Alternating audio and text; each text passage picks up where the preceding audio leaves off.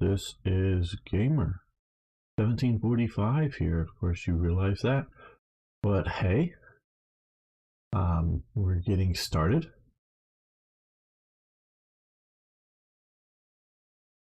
Making an episode very soon. You'll get that.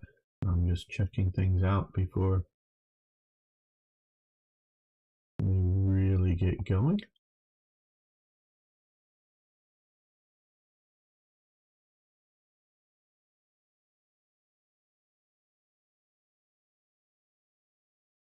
Okay. Want to see what I want. Oh, the Japanese have made a good push into Burma. That's something I'll need to talk about. Taking out Singapore. Taking out. Go over to this view.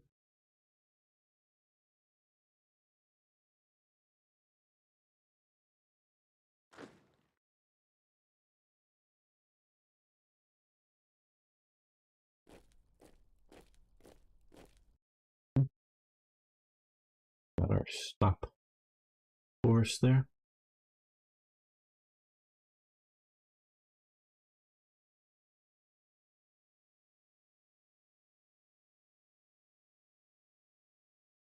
Okay. I think I know how I want to start this episode.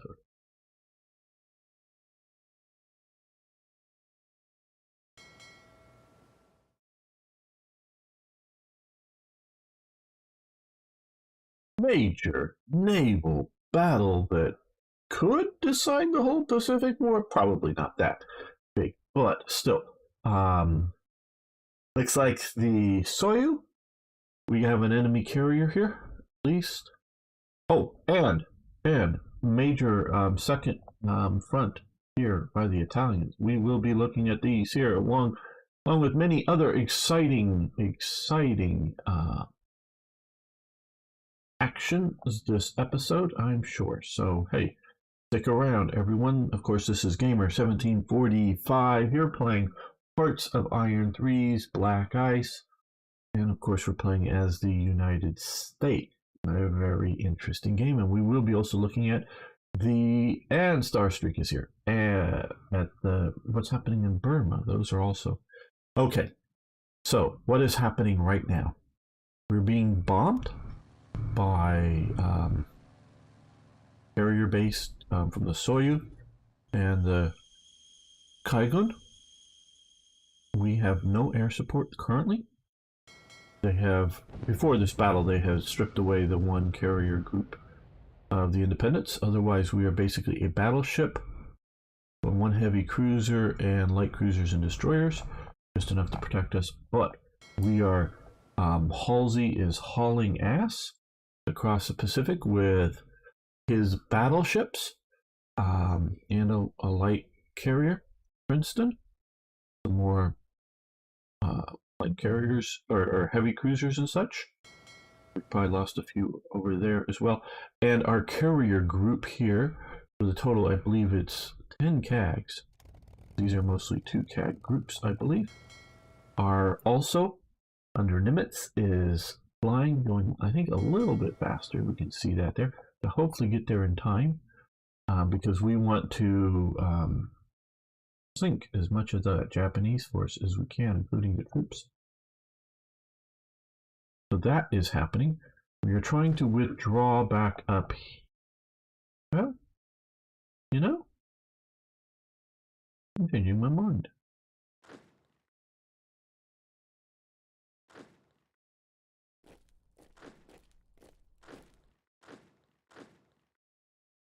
Back here because it looks like they're withdrawing. So, like I said, the Japanese have made strong move into Burma. As we can click here and see, these mountains are where you can defend, if you will, mountains and jungles. You can defend Burma. Once you are here in the plains, I'm not saying it's impossible to defend, but you're no longer really using terrain to defend it. Sure, I mean, might be considered territory in Burma, these mountains you can hold. And that is, there was very, very little connection between Burma and the rest of India. And sometimes Burma had been I don't know how much it is right now in this period. Sometimes it had been considered part of the, greater India, but sometimes it's considered a separate sort of colonial experience. Now, and to hello, Turinlo. I get lost in these history things, but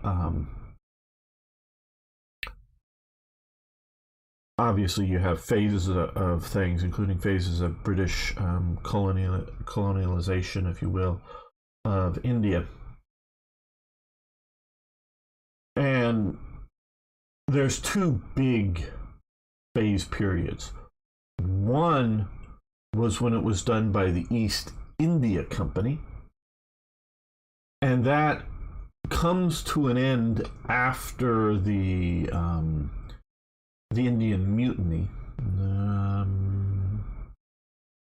I'm going to go with the 1840s, but I don't know the year of that. And then it becomes a British government enterprise. Now, the East India Company is still there and operating it, but it's officially taken over from the East India Company. And there's three, they're generally called presidencies, one which are, so even, and it continues under the British colonial system. There are sort of three colonies, if you will, or three different administrations, and they function differently, just from tradition. There's the Madras presidency. There is the up in Calcutta here, and over here in Bombay. And you notice that all of them are coastal, because it is definitely a foreign push into India via the coast. And those are three different sort of administrative things. And that may be partially why Burma is often maybe its own thing, whether it's sometimes lumped in, but you got to consider the different administrations here, and to a point that it is units would be part of, say, the Bombay presidency fighting up here in the Khyber Pass, and the Calcutta units, well, what do we care, because we're over here. And it's sort of functionally different armies and organizations. Now, as the British government takes it over, with the British Army going there, there's still the army in India and whatnot, but it gets more centralized. So yes. Now, other exciting actions. We have the British moving in against what it appears to be a fairly strong Italian follow-up to their invasion. We can see here, this is Free French territory currently. So, though we see some Vichy units there, I think Vichy is sort of neutral and sitting it out, meaning they're here, but they're not actively fighting anybody on either side, I think. So this is just the Italians versus Free French. There's some British units that it looks like have been turned over to the Free French, and some other British units here, and also looks like some Iraqi units that are fighting for the British, it appears. So are dealing with this. Now that is, well, these light, it's a full armor unit, light armor there. Although they have infantry tanks, so those are light armor, infantry tanks, and armored cars. The big thing they're lacking is infantry. So, and up here we have some Gurkhas, along with other colonial elements. pushing on them. So, yeah, this probably the poor quality of the Italian forces are going to be the biggest detriment there, but we will see for them. Looks like a general push because they look like they're falling back here in North Africa. We see a fully surrounded Leningrad. This is much more than historical because historical Lake Ladoga, not sure which is the Ladoga probably, either during springtime enough or summertime or whatever. You know, this is cold up here. They would be doing, you know, shipping supplies in, and during winter doing ice road truckers, driving supplies in, and that is fully cut off with the Finns moving much deeper than they did during the continuation war. Don't know how strongly they're pressing on Murmansk, but they're at least up there. And not a German front there. So fully cut off, and they've actually pushed down into here. So fully cut off Leningrad, which means no supplies for Leningrad and eventual collapse, presumably. I don't know if von Manstein is actually commanding this, but there looks to be a siege of Sevastopol, and they're holding out at Kretch there. So that's a well, for 42 March, historically they moved, I would think, a little deeper into Ukraine. Probably about here from somewhere about here from the retreat from Moscow and reholding the line, but here is a definite greater advance than historically. Thank you, Arno. I see you're deleting messages. Good to have you here. But the Italians have held out really well. Now we've brought in 3 divisions. America is woefully unprepared for this war, so the Axis has some chance here, but we have a lot of naval capacity. Mentioning preparedness, we are producing aircraft, but they won't be out soon. Hopefully our battleships won't get destroyed here. This could be sort of our version of Pearl Harbor. We will see how this goes. So back to the exciting naval battle. It's there.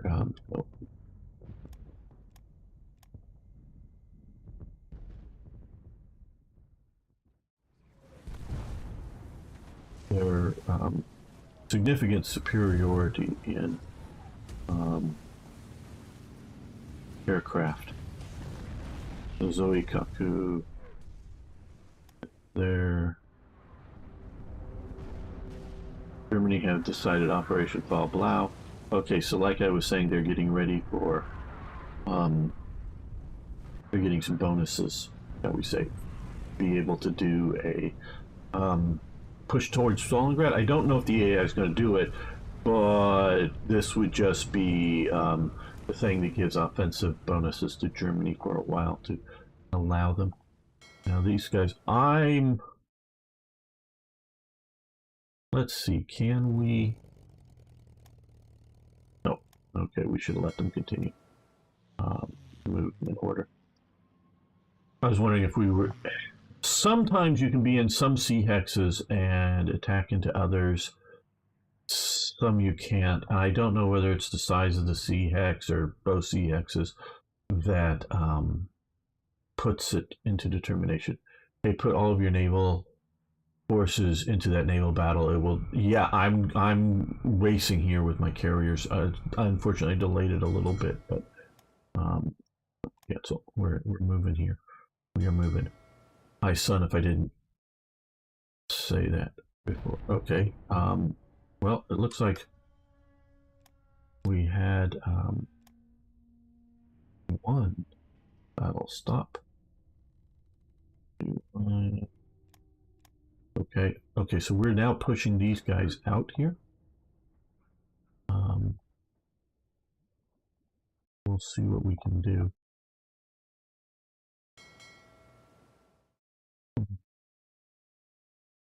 Back to this important naval battle.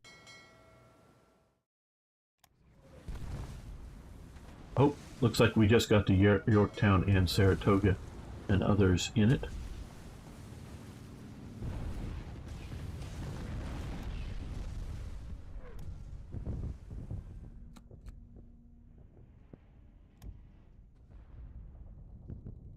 The battleships are here as well. Okay, cast ground crew training, down to something that is unexciting, because to me, yes, I do like, okay, they're all 42, so I do like all these techs, but hello Arno, good to have greetings for Facebook. Hopefully we'll get some viewers on Facebook. Okay, well, first real battle report that I've seen, we've lost a light cruiser, an Omaha class, the Omaha, and Japan has lost 2 light cruisers that we see here. Okay. And it looks like their naval or their land forces have gone home.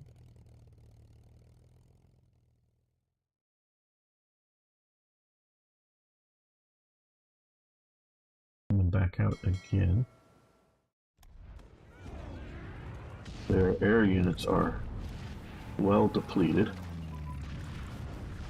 Okay, so they've lost a light cruiser.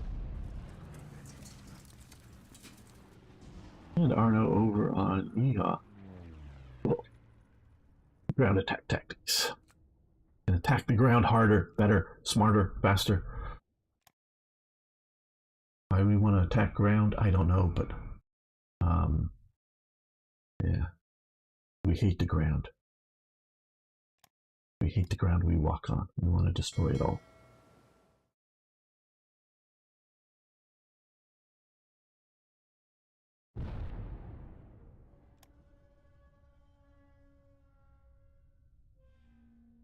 Now what we should be doing is, with this force, is cutting off supplies to here, so that when we do get, and I don't know if this is going to be close enough to the range to be able to do naval landings. Okay, who are we trading with? Soviet Union. Okay, we'll trade with the Soviet Union. Now let's look back over here. Okay, they're still holding out. Beirut is their key because if they lose their port, everything will be destroyed. I have seen the it was it Sun who somebody was posting about how in their game there wasn't much happening in the Pacific, where we've got Japan doing a lot here. I've seen the AI on rare occasions do, pushing into a paradrop like into Berlin effectively, or times I have seen the AI do air supply, but so it's capable of it, but I just, it's really hit or miss, and I don't know its parameters for doing it. Don't fly your carrier wings from carriers. Sometimes I did that, and you must join it again and again. Notice the strength of your air wings. Also send some ships that are weak back to Honolulu. Yeah, you're probably right about that. I did send a few, but let's look and see if we have any that are particularly weak. Okay, not there. These are the ones that just made it, so they're in good shape. Okay, right, let's see what we can do here. Let's get rid of, let's send back 2. I don't want to completely, but we'll also get rid of that. Okay, so you head back to Honolulu. You have should have plenty of let's see.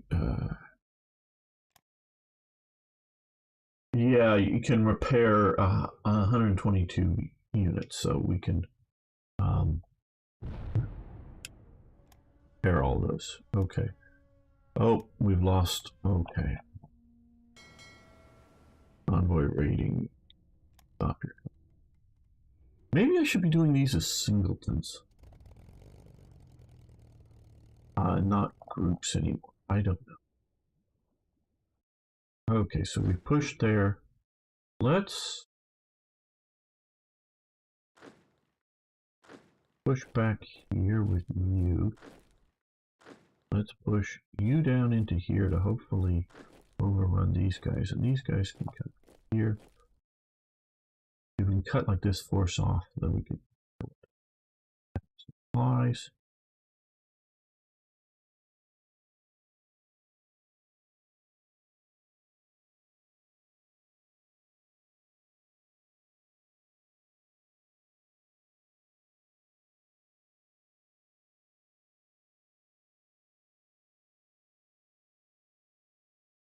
Yeah, no, these guys have their air wings. It's the Independence had lost its air wing earlier.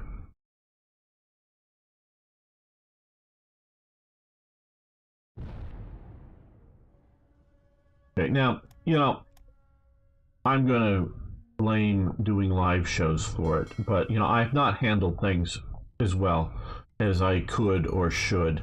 Um, Things like I should have, before declaring war on Germany, I should have gotten these guys, and I could have, and I had the time. Um, and I could have delayed declaring war on Germany a little bit, but should have got these guys into position beforehand. And I didn't. Okay, so we're going to come to here. We're going to patrol naval, so that way helps with the anti-submarine warfare forces. We're seeing a lot of action here, so let's get mountain patrolled here. Because we do want to obviously stop about finding some more.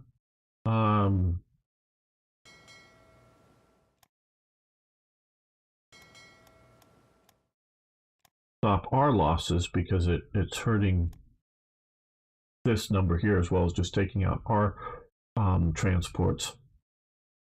Okay, well, we do have 10 there, but looking to get out to here, so we'll move these guys to gap of flow. These guys we want to put out here. We want to also, protect British shipping as well.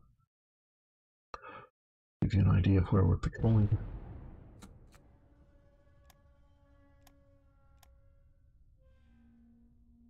Got to get onto station though. They're just getting out of port. Air superiority tactics. That's nice.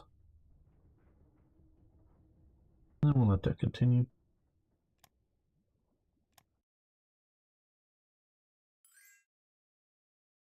Vichy France. No, we're not buying anything from Vichy France. Okay, we've taken out a liner here. Oh, gold, yes. We like gold. Okay, go back to regular mode. These guys are just being slow because these auxiliary vessels.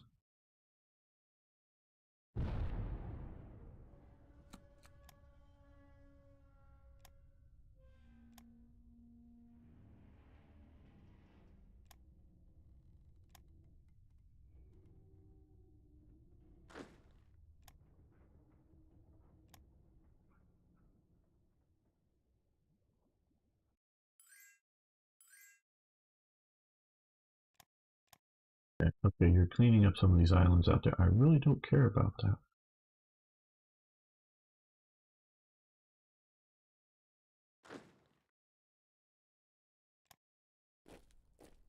there as soon as you can.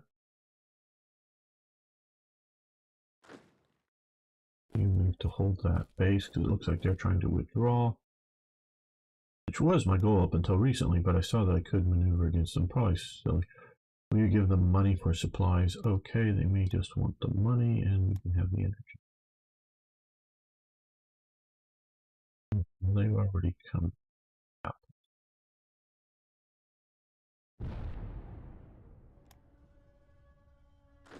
So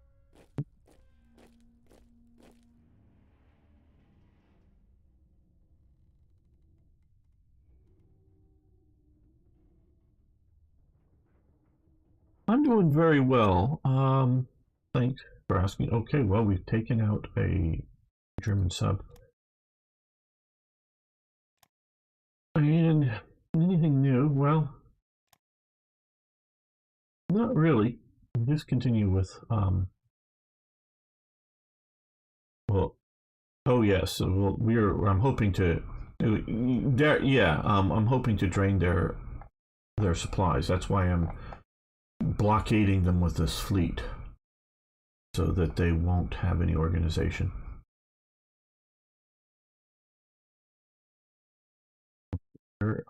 These guys. Oh man, I hope they get supplies in here. Britain is able to send supplies in here.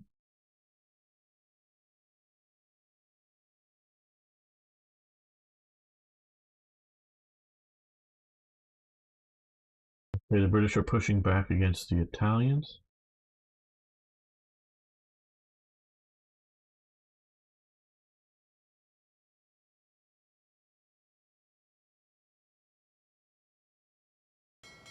Okay, we've got our seaplane tenders and Langley, the first one. Okay.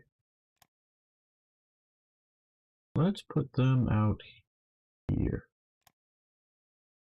Well, hopefully sort of far enough away from being too pounded by enemy air. Effective against their subs.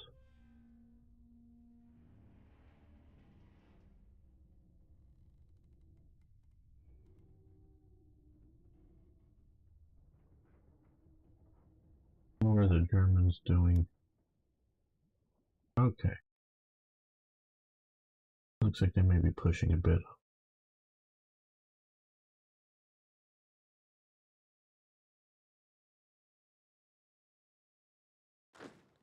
Okay,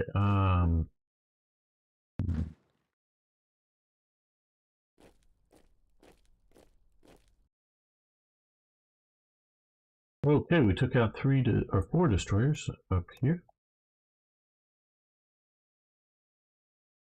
Okay, our invasion force is here now.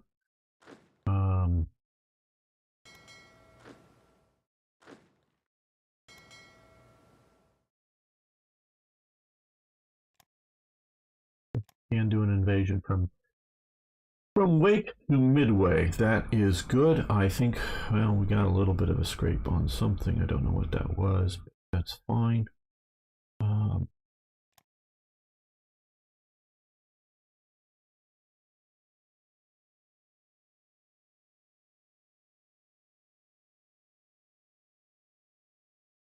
I'm going to go see if we can evade.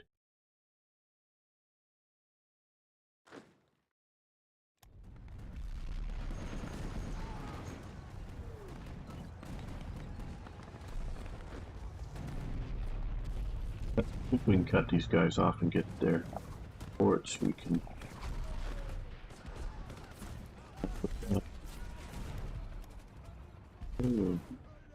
Facing off and battling currently some subs. Oh, that's. Oh, I guess the sub got away. Okay, we just got. Haven't been. Okay, we just got a battleship completed. Right. Good. Now, well, let's do reinforcements as needed. We can reduce down our upgrades to what's needed. We're producing a lot of extra supplies, which is needed. We're producing those craft now. I think we should produce a couple of these. That will definitely help our invasion capabilities. So get a couple of those into production.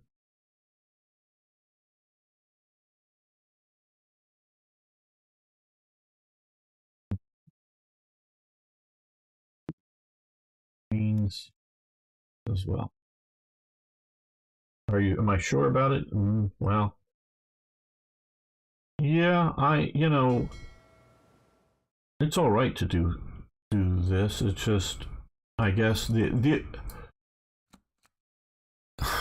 your invasion speed is slower and all that kind of stuff, and your movement speed is slower than just using landing craft. But I only have this one event given landing craft. I think once they get into this same sea hex, they'll be well enough protected from the carriers and the battleships, as well as supported by naval gunfire from them. So, yeah, I think that'll be good. Okay, now, what more is coming? Oh, 2 more battleships. All right, good. Good. That's sort of what. Okay, good. We're having all these battleships. Now I'm going to take some of Sun's advice here, and we're going to click over here. Find places with some heavy industry, maybe like now.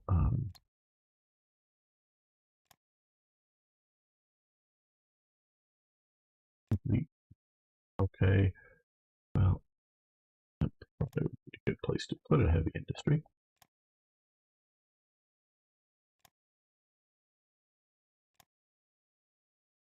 Heavy industries take longer to build.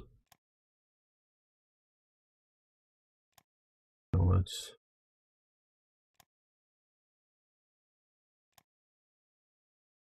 in Kentucky, so we'll do that.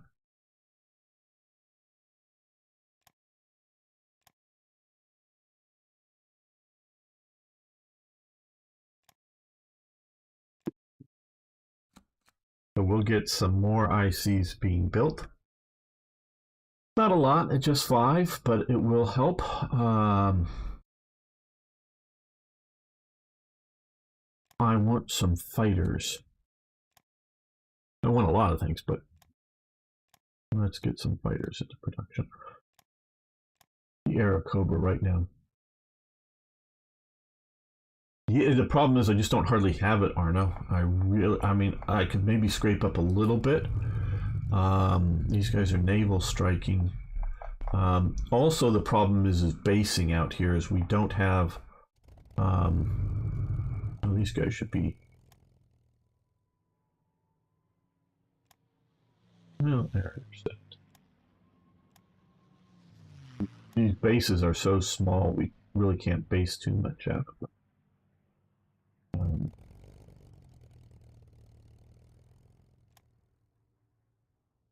This area. Not a bad idea, it's just implementing it under these conditions here. Okay.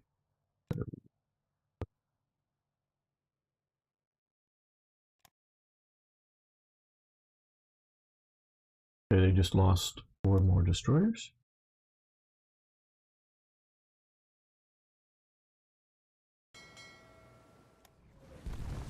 But they may be out of carrier planes. Well,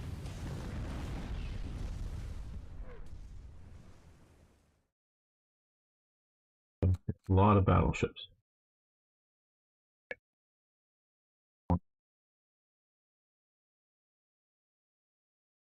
How are we doing? Okay, we could use also escorts. We're down to 11. So let's do 4.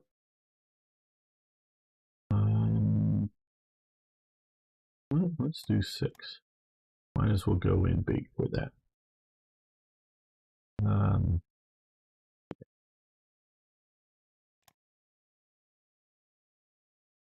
More. And we can do 2 more of these just to make sure that we have enough transports to do all of our lend-lease and whatever we may need to do. I know we haven't really started that yet. I'm still desperately trying to get my own industry and production going.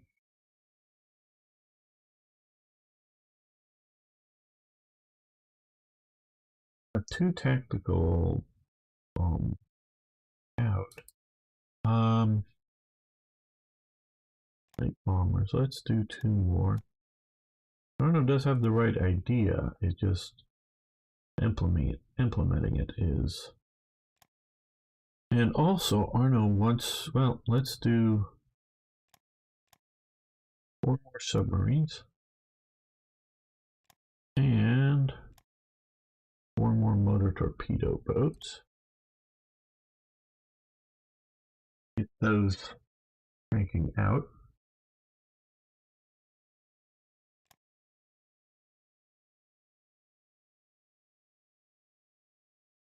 They're correct. Greeks class.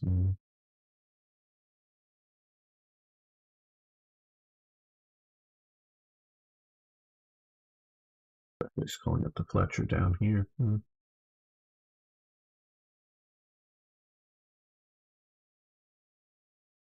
No, I think we're doing enough naval with everything that we have taken a few hits on destroyers, but not many.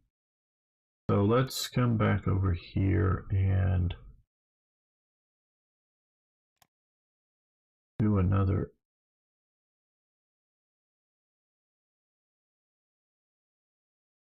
semi-motorized type.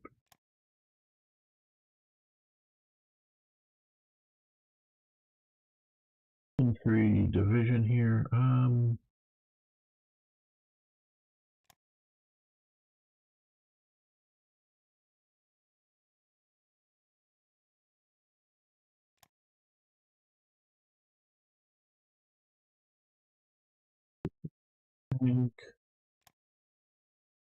We'll have a headquarters. We have a bunch of headquarters units to use.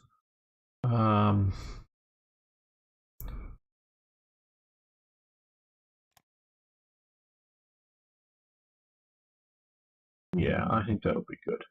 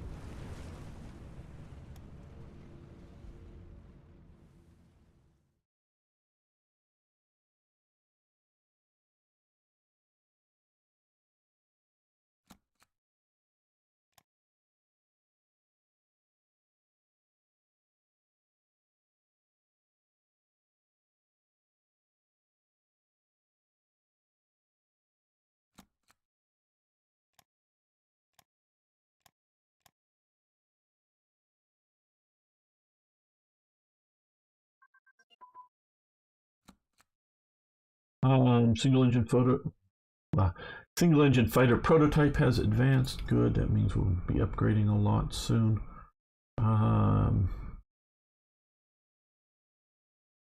And we'll upgrade our CAG since we're getting a lot of action with them.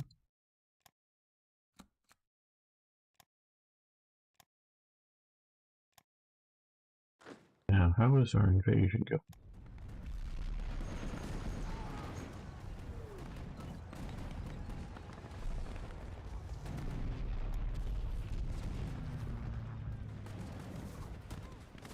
They may still be too well supplied, I don't know.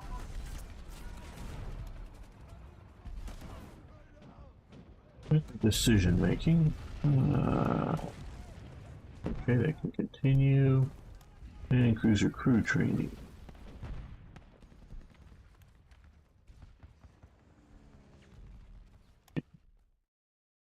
What else?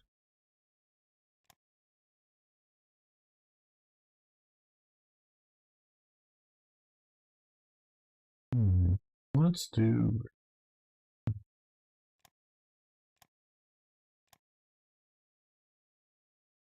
Yeah, we could use our Marine divisions that are in the Philippines, but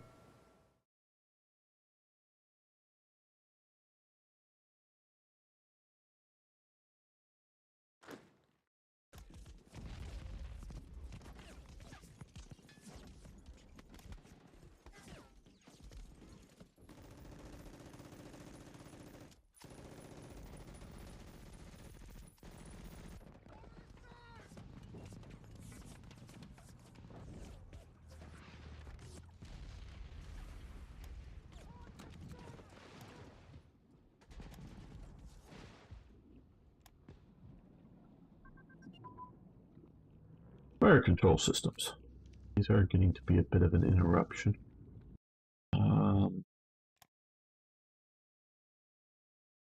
Continue and cruiser warfare.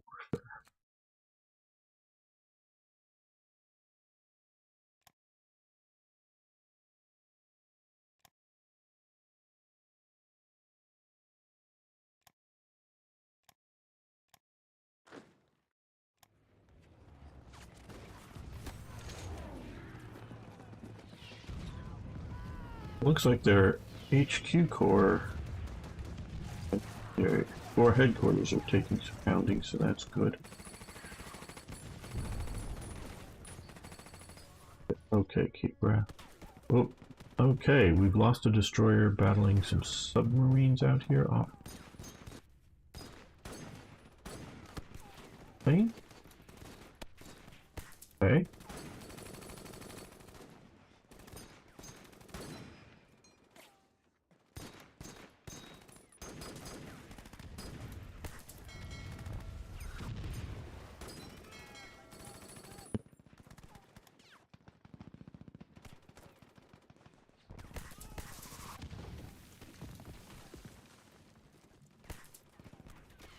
Let's put you there since... No, not convoy rating. So used to doing that. No, not anywhere near. I don't even know if they could reach Hawaii at this range. The Pacific is immensely big, as you know. Oh, these CAGs are really taking a pounding. I don't want to give up just yet. Got a lot of ships here.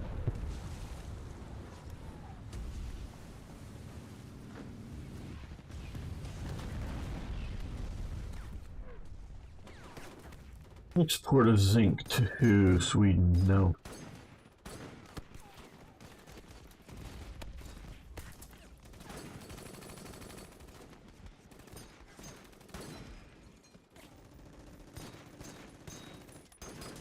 Okay, whoa, pause. All ground crew training, we'll let that continue.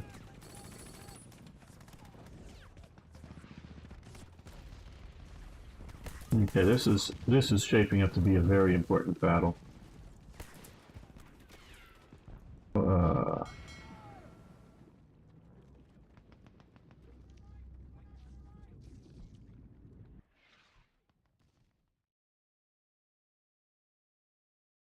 I'm gonna send my fleet home, or my carrier fleet home. Oh, we're still in battle. Okay. Major defeat. War exhaust. Where we had him defeat? Oh, down here. Oh, damn. Okay, I let our push go too far. Damn. Okay, withdraw, withdraw. Okay, wasn't watching close enough. I shouldn't have kept pushing on it. Yes, I'm gonna withdraw as soon as I can. Okay, we're... As soon as this battle is over here.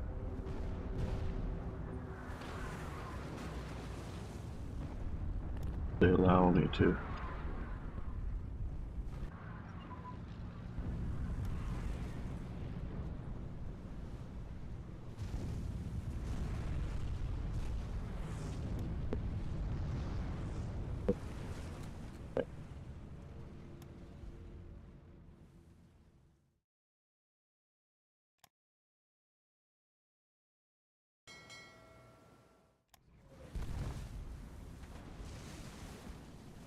Oh boy, okay. We lost one auxiliary.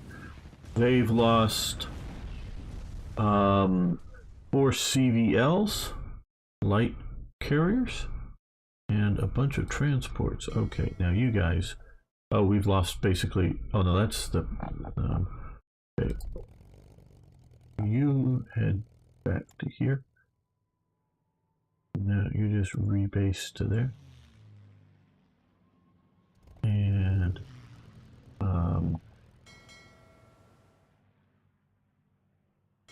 Honolulu.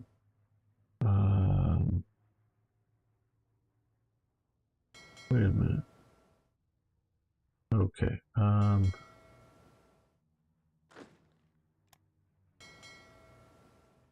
Oh, we've lost most all of our CAGs.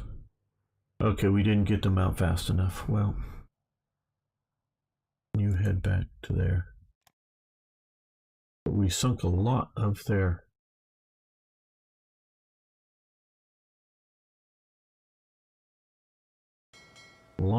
ships, and you guys head back.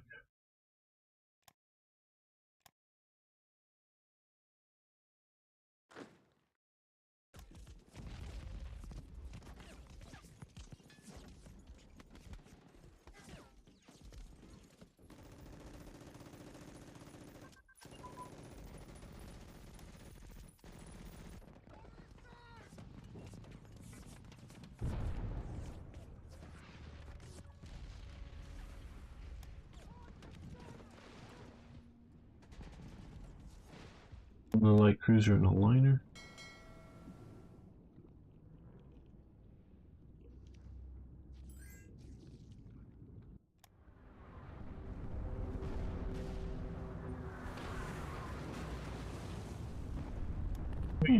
Yeah, you can have some rare materials.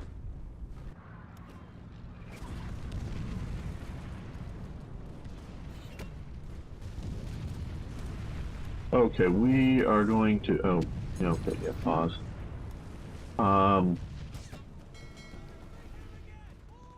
We're gonna send these guys back to Hawaii.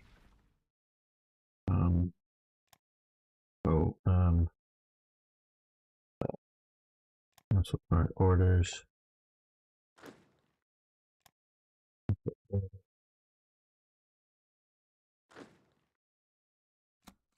Cancel orders, radio. Broadcast, yes. You guys come back to Hawaii, rebase back to here now. Okay, they are definitely not starved out enough for that size of force to take them on. Okay, agricultural advance. Gotta stop that. That's a 44. Advanced armor designs advance. Uh-huh.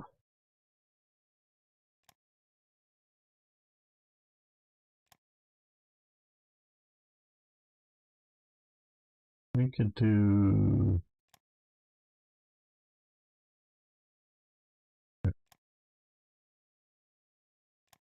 placement. Okay, so we're keeping the battleships here as a continued blockading force. Naval-wise, we've done fairly well. Lost our CAGs. Oh, we want to deploy that fake. Let's deploy the fake ship. We get pulled off and a real one.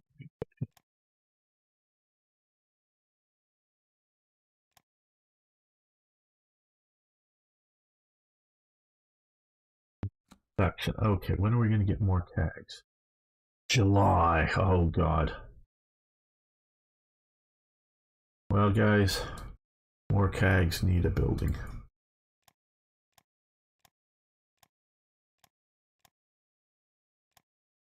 They're going to straight to the top.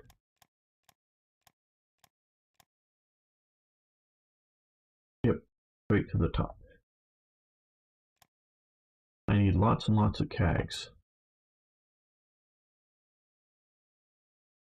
What are we doing down here? Okay, you guys know you will.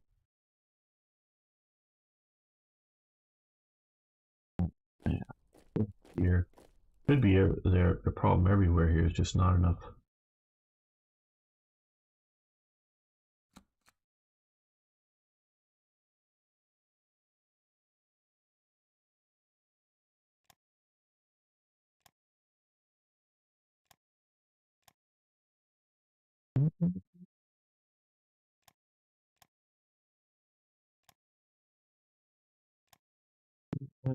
Guess not.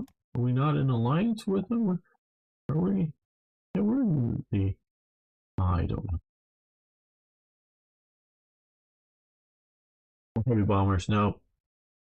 Nope. Arno, not any more heavy bombers. Not until we solve some of our real problems.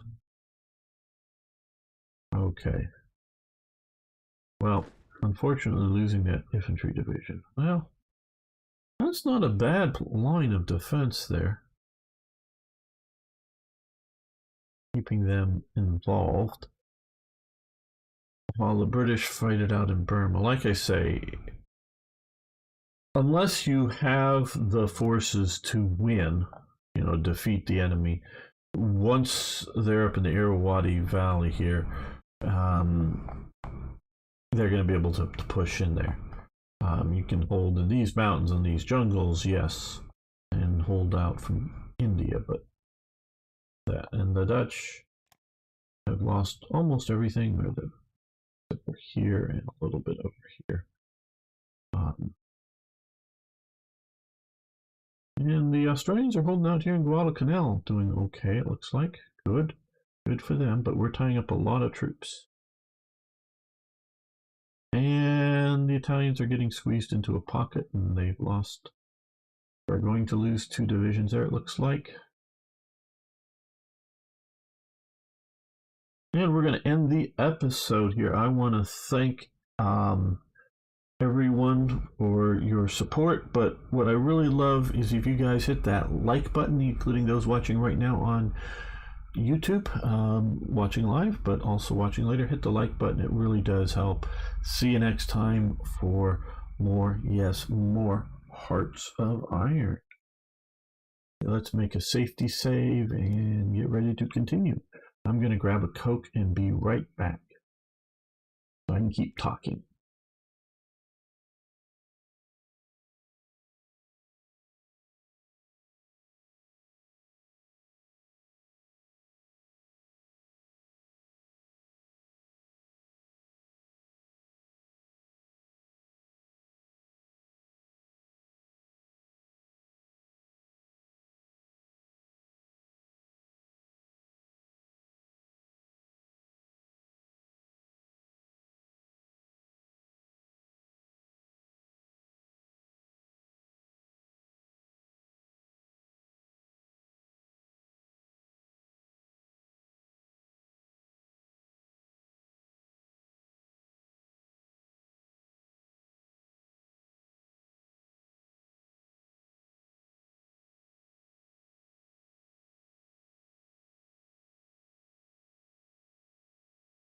Yeah.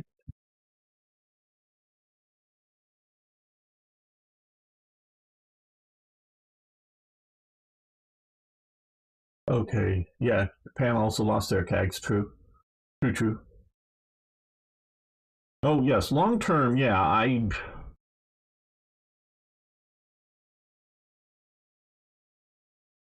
I don't ever see Germany or Japan invading, conquering America. That I don't see as a likelihood. It's just, can I hold out in places like wake in the Philippines. Can I, you know, help them take down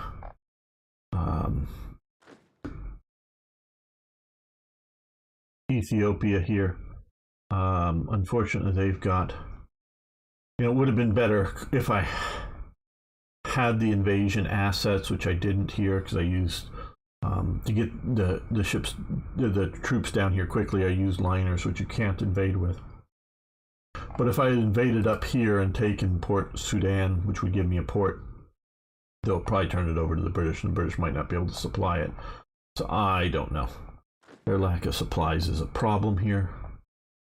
I don't know whether it's a port capacity, well, possibly, or a lack of transports that they may have already been. See what we can look here. Oh, that was bad click. Yeah. There.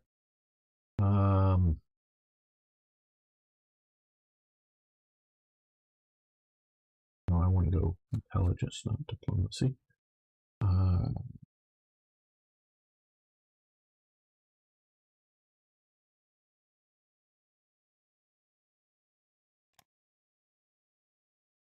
Their production here.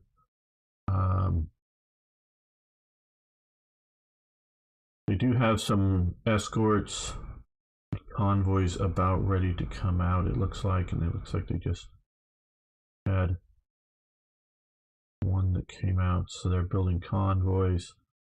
They've got a lot of divisions here that are just waiting to be started. Well, at least they've got some of these. They got their convoy priority right here. Okay, so that's good. Always be the stupidest joke ever. Logistics, terrain, America, hardest country. Well, in real life, yes, it is. Absolutely. Yes, absolutely. Now, I have done it multiple times in the game as Germany.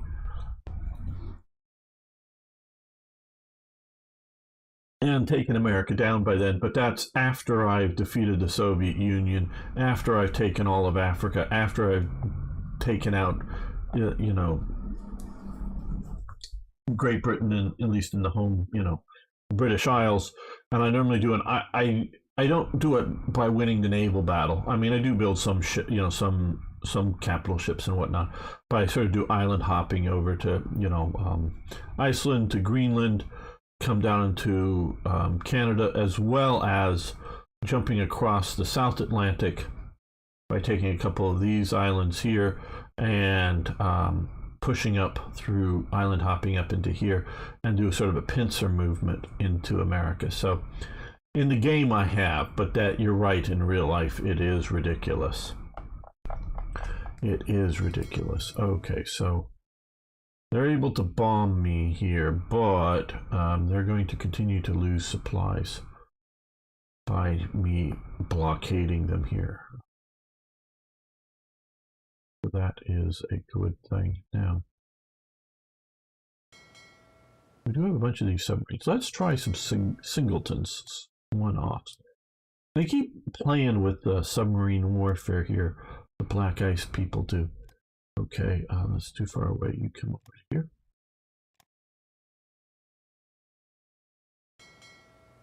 And I don't know what the proper meta is for submarines right now. These are the S class. These aren't the good ones from a bit later. They get pulled from active service fairly quickly historically.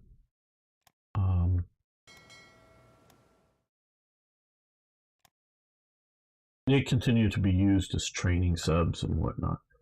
Okay, well, we're sending out 3 individual subs out here.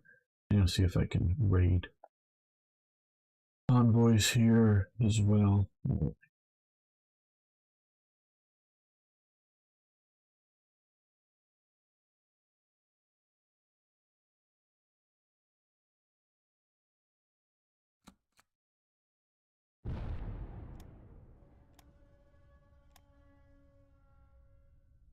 Getting back there. The gap.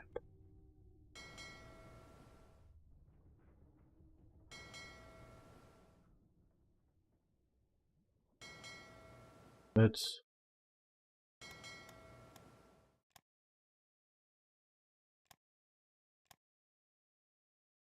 base out of here.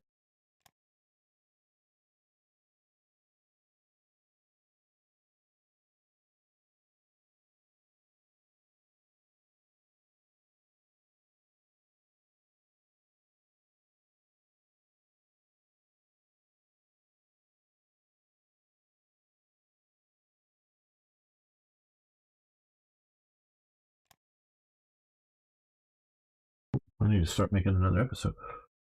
Welcome back, fellow armchair generals. This is Gamer 1745, and we've been having a lot of exciting action. I hope you stay around for it.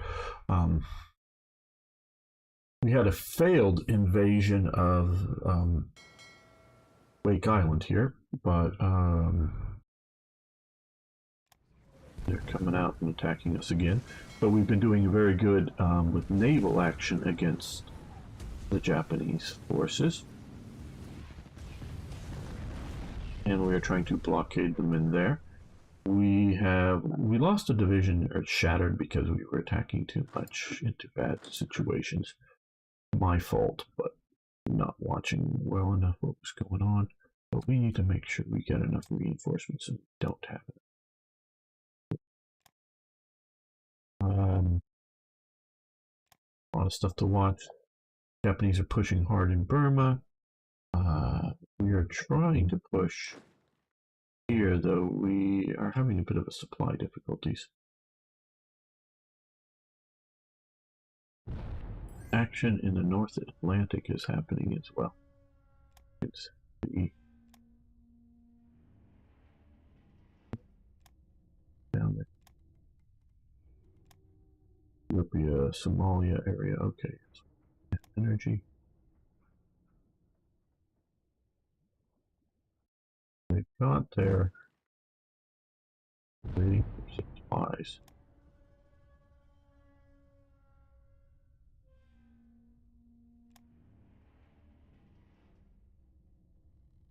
Well, maybe my plans to reinforce down here are bad.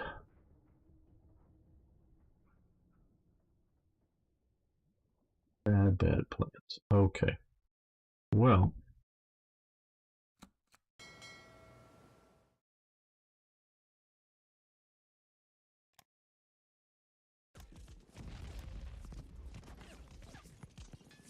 It may not be a situation where they want reinforcements as opposed to want more supplies.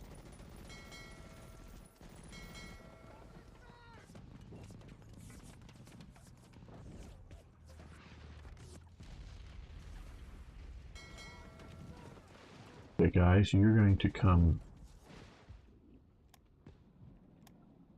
over to here. And we're going to see about rebasing you to somewhere else, maybe up to here. Or maybe we don't have as big a supply problem, I don't know. But let's see, we should have, okay, bunch of auxiliaries. I know you're not escorted, but that's fine. You take forever. You come down to here. We may see about using you for a Red Sea area invasion or something.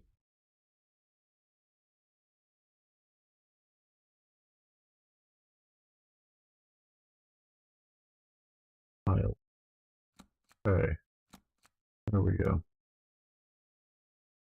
They remove the fake one and we get the real sort of one in. And let's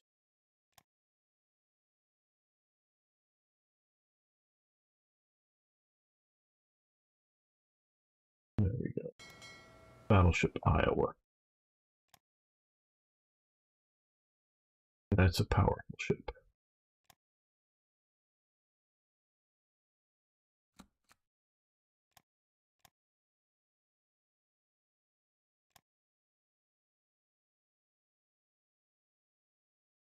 Let's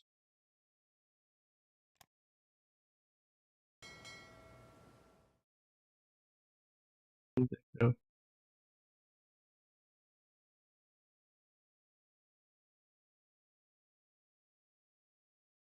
down here at the bottom.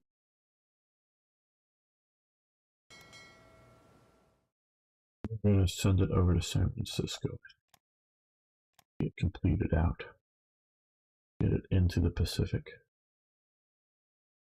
These guys are heading back with their divisions. These guys are. Okay. Battle is over, so now we can pause until the battle starts up. Damn.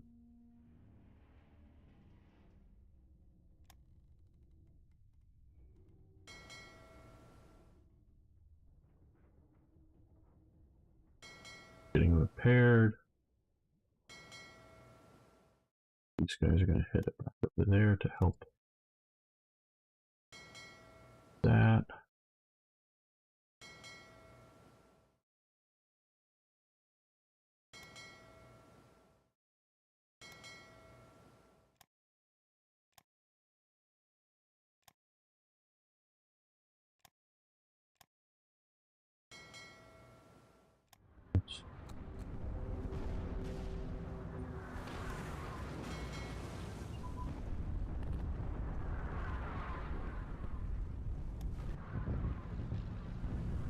Also, you're getting your big chance.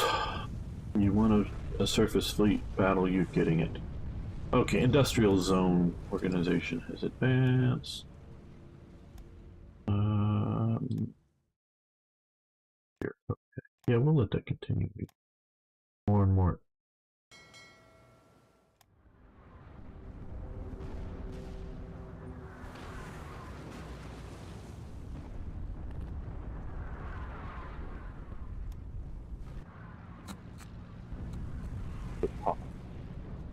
Okay. Civic Theater Command expansion, newly formed British and U.S. Combined Chief Staff. Yeah, I guess so. Thundering Herd, Shore, Lucky 7th, Lord Haha, Axis Sally, expand our artillery factory. Those look like one guns, but yep. Charleston Tank Factory, good. Now.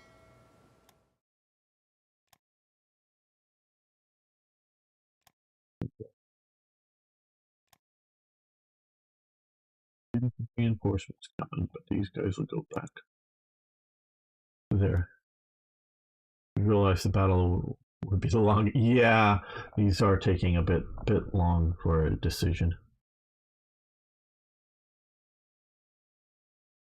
Come on, just forget that battle. Just go. Hitler issues Fuhrer Decree 40. Intelligence reports indicate Germans have begun creating a series of defensive fortifications designed to impede it. Yes, the Atlantic Wall.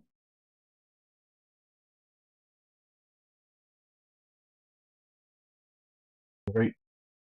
Lovely. That's what we wanted. Okay. We get bases in Australia. All Americans. President, shall we form division headquarters for the 82nd Airborne Division, All Americans at Camp Caliborn, Louisiana? Historically, I'm not going to read all this because we got a lot of exciting things happening. Yes, just probably an HQ and hydrophones advance. Yeah, too far in advance to continue right now.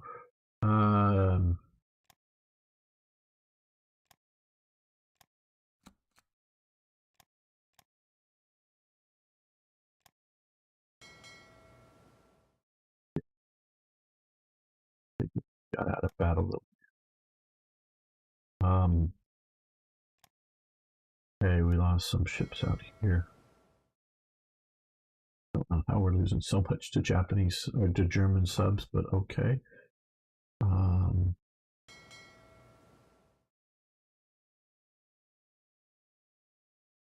Subs did take out few destroyers, but that was rather rare, quite honestly. Okay, let's come out to here and patrol.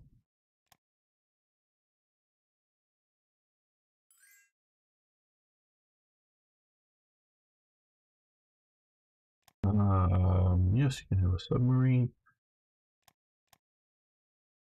We've won this battle here. More battles here. All right. What we're going to do is let's send this heavy cruiser back. And we're going to add the light cruisers. Very good shape. Hopefully you can get out of here and get back.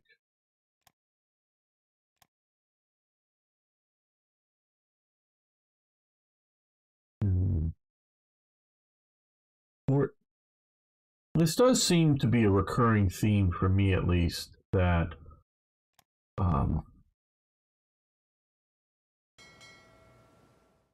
with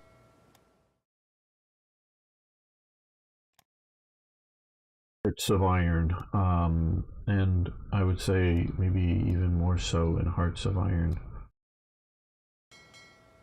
4, a extended battles. Let's put you here, maybe. Okay, let's.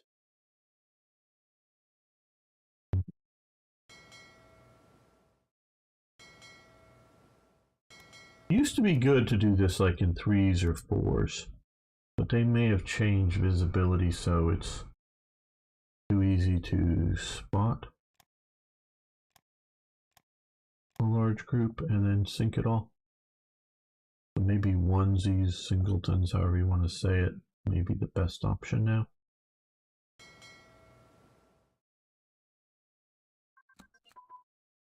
Build up bases. Kingsland, yes, okay.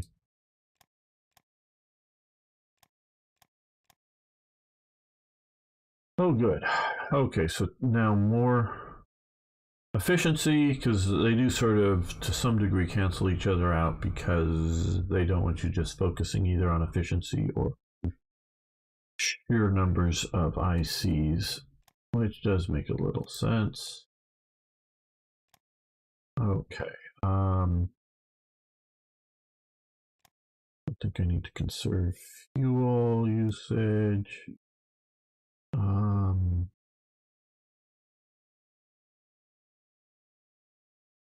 We have a lot of manpower, so let's see if we get leadership going. And down here, let's look at infantry for combined arms.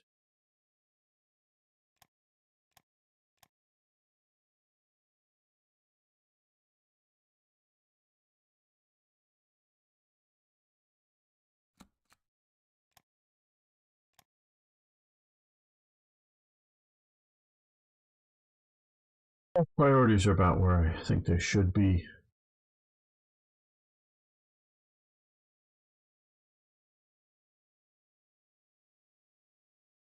Bags.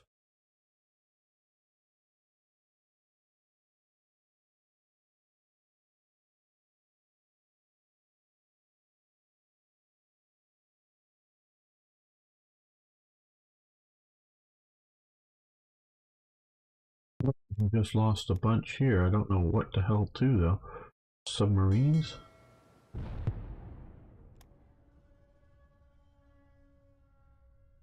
What the hell are we fighting? Oh, we're fighting the Bismarck, Scharnhorst, Gneisenau, and destroyer, it looks like. Okay, well that makes sense. If we're fighting the Scharnhorst, Bismarck, and Gneisenau, yeah, they should be ripping the guts out of our destroyers. Where's the British Navy when you need it? Yeah, we'll do reorganize. War Ministry. Yeah, no, that makes sense. That's why we're losing so many units here. Okay, I'm a little afraid of losing the length. So let's move you. We base you to Limerick. Lyric. A lot of free French types up there. That's, yeah, German capital ship. That's the big sort of. The jungle unit training, very good. We'll continue that.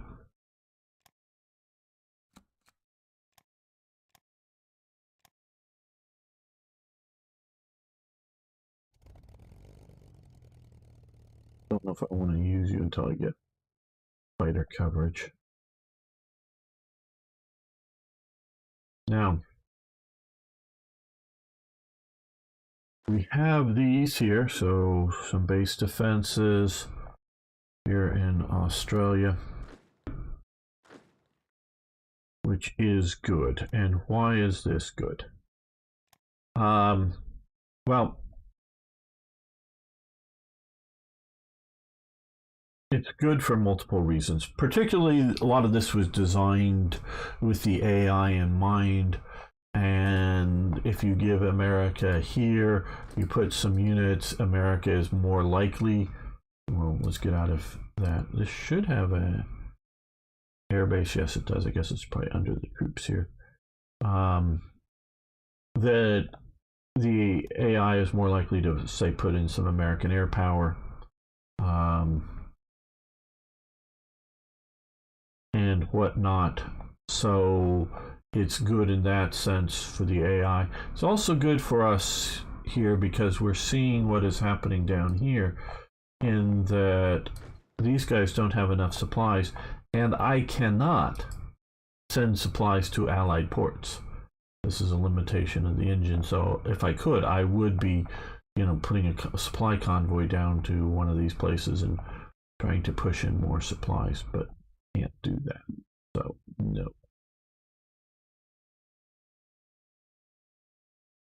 Fighting battleships, yes.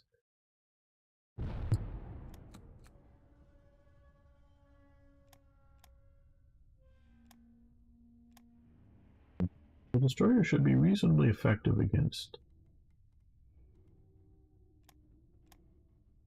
submarines. Not that you're not going to take losses. You will. But they'll be occasional and normally not, major. It'll just be like you lost a destroyer while sinking 6 enemy subs or something, and okay.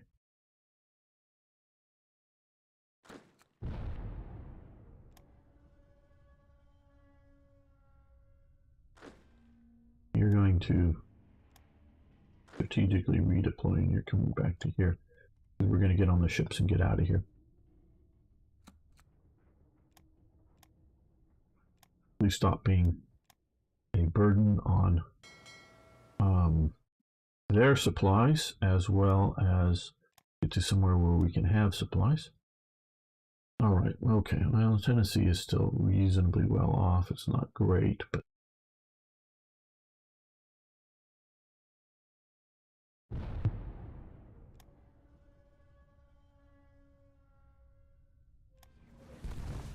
getting weaker and weaker components here.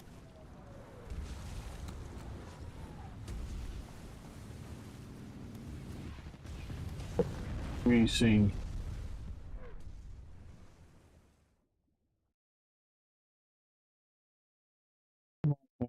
Do any of those? Okay, so we're still messing around in here.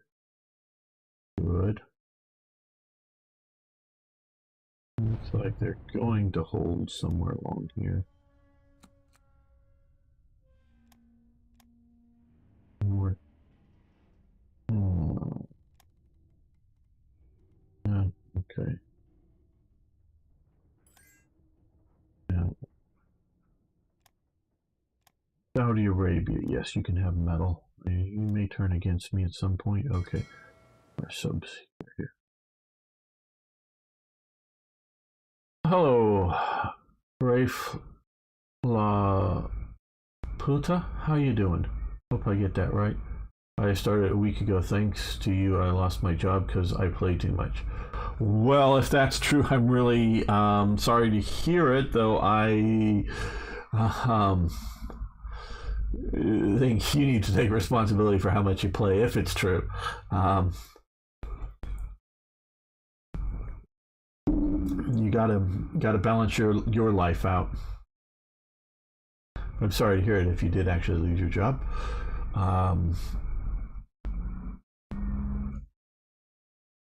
Okay, so we've got these subs here. So what we're going to try to do is come off here and we're going to convoy raid passive.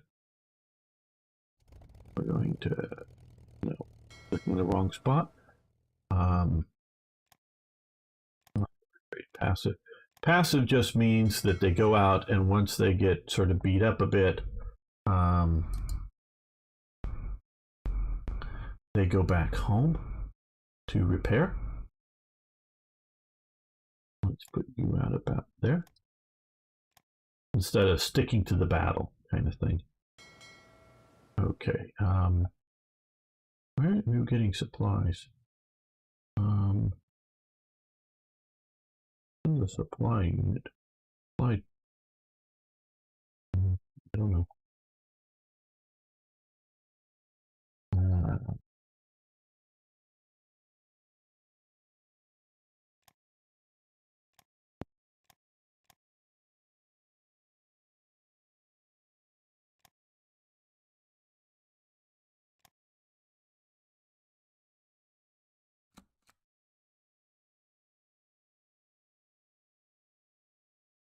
Joint Chiefs of Staff to provide better coordinated effort and coordination staff work for American military effort. Admiral William D. Leahy proposed a unified high command that would come to be called Joint Chiefs of Staff, modeled on the British Chiefs of Staff Committee. The JCS first formal meeting was held in February 1942 to coordinate U.S. military operations between War and Navy departments. I also read, not that this is untrue, I'm not trying to say that at all, but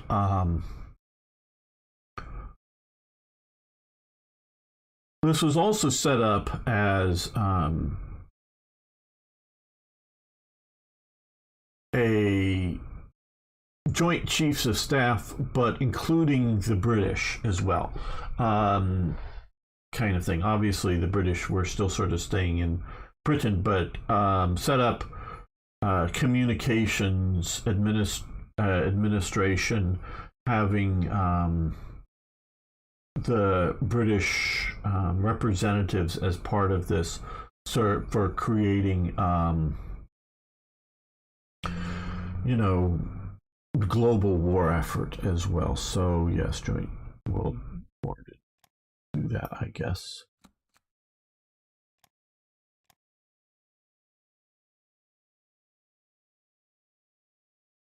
It's always bad when somebody loses a job if they did, but I really hope it isn't because someone is. Well, you should be out here flying. Just too much for me to manage, shall we say.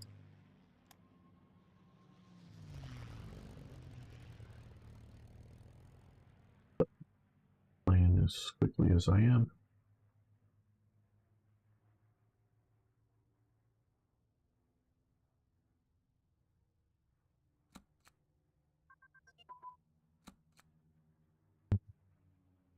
Yeah.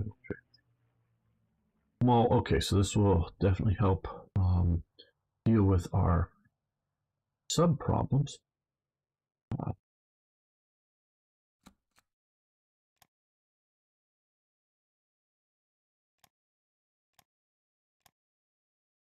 Unit training advance.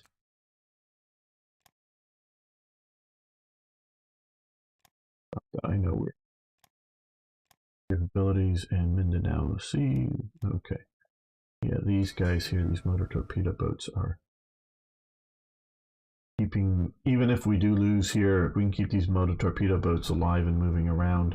They can't move on to, and if they periodically show up here, they can't move and get these islands. They can't move and get off of Mindanao.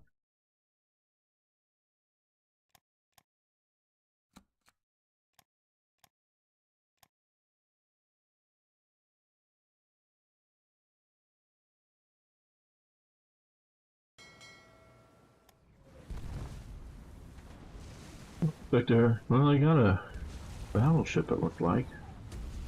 Could be the animations are wrong, but well, it looks like they got some battleships here. How are our fleets doing? You're getting very well. I'm not gonna send carriers without tags and over there.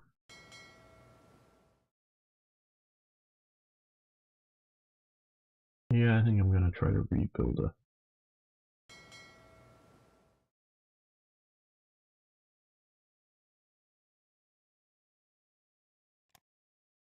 battleship division here under King. No, not that group. Transport fleet.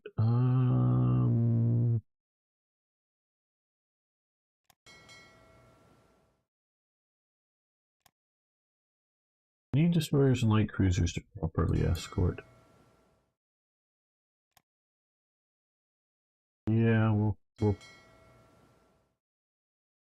put just a couple of more destroyers. Not going to sacrifice my carriers just to get that. Okay. Yeah, we've got a lot still back over here. Reserve squadron, you come up, you're calling in the reserves.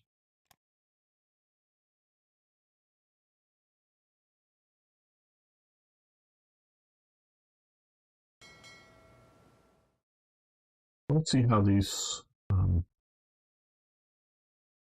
single vessels do. Okay, looks like we're actually sinking a bunch of stuff here.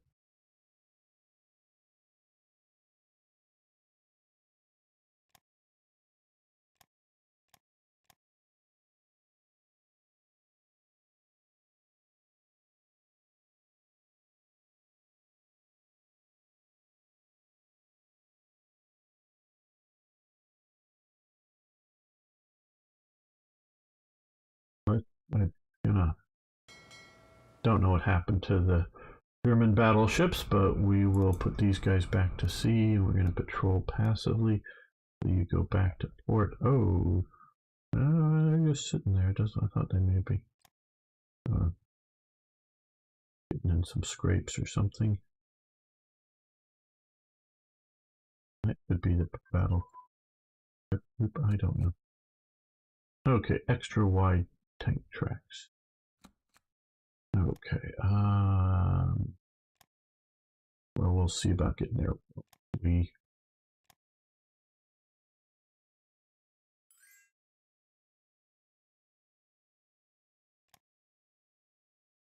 grab a few more destroyers.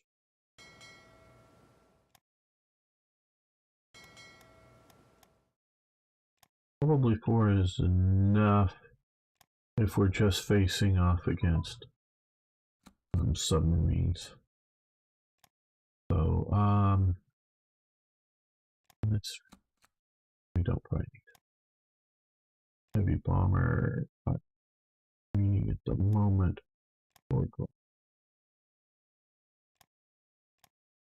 No, we're not trading with Vichy France right now.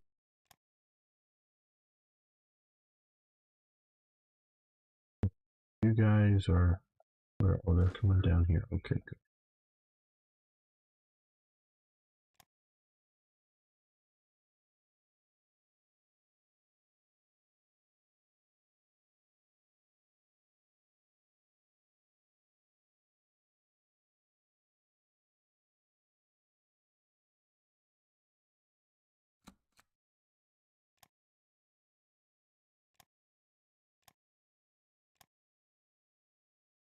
Okay, we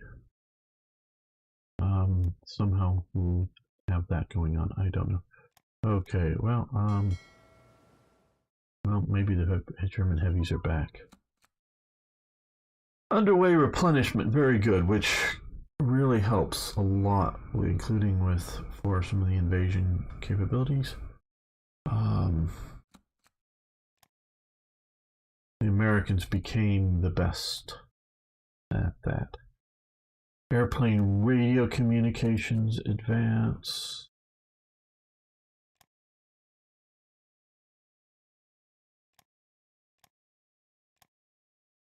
And we've stayed the best at underway replenishment, I believe, to this day. I don't think anybody can really touch how well America can operate its ships out at sea for extended periods of time. Okay, you guys are here, so all of you guys get on board ships. Ships, you first come up to here. Rebase.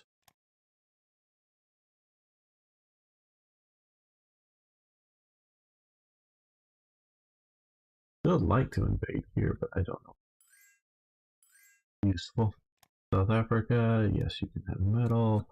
Cuba, you can buy a little bit of supplies.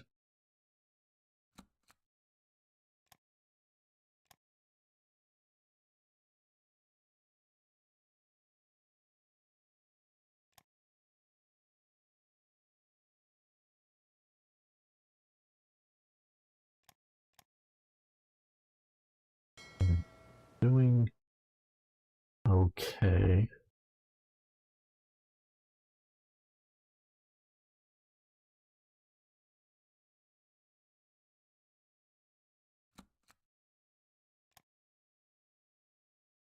It looks like we're sinking something up there, some over here. Right. Let's get a couple more coming out of here. Nope. There we are. Like these one-offs may be the way to go. Well, I guess we can come over here.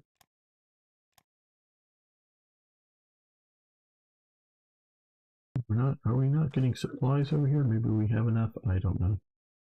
Oh, maybe, yeah. We're doing auto, okay, create, all those resources. The supplies are manual, okay. Maybe it's going overland. Yeah, it could be going overland.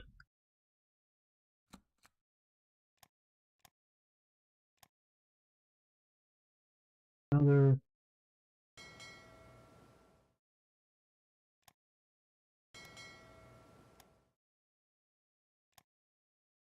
Then we'll send it also here.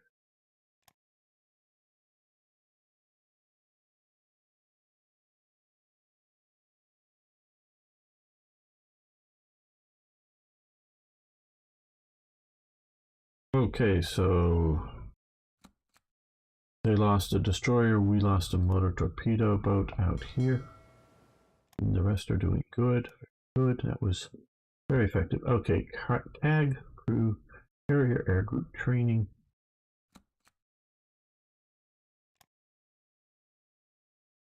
I'm going to let that one continue.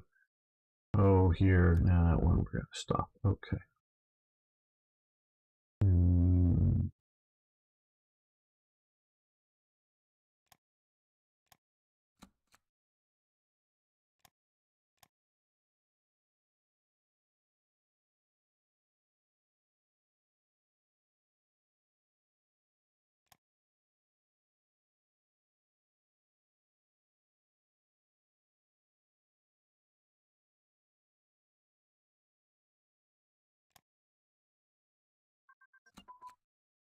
Division headquarters is advanced. Oh, must be this one and 43. Well, we probably have.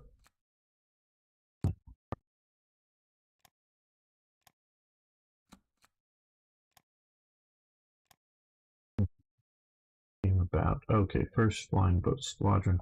Very good. So now we have more production.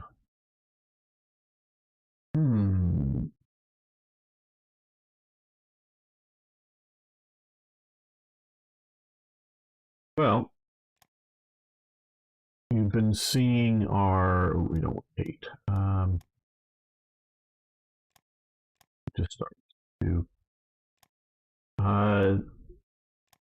Gneisenau, Bismarck, and whatnot. So having some flying boats and naval bombers out of Britain, if that's where they end up, would be very useful. So that would have high use right now.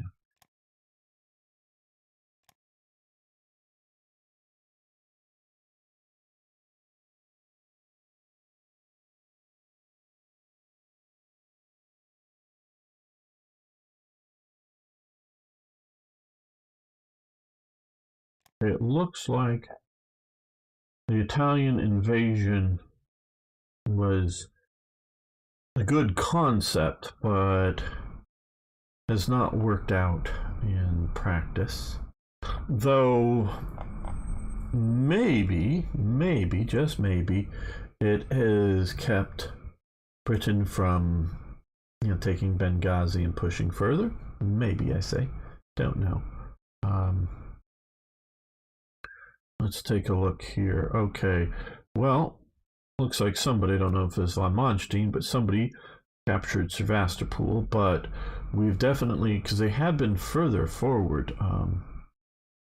So Fall Blau, the push into the Caucasus has not worked out well.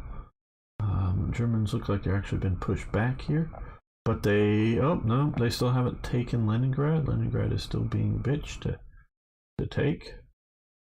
All right, okay, so Germany is still struggling on the Eastern Front. How interesting. Okay, good. Japan is, well, again, we can see they're sort of pushed into the jungle here. They're doing all right there. We are still doing very well here in the Philippines.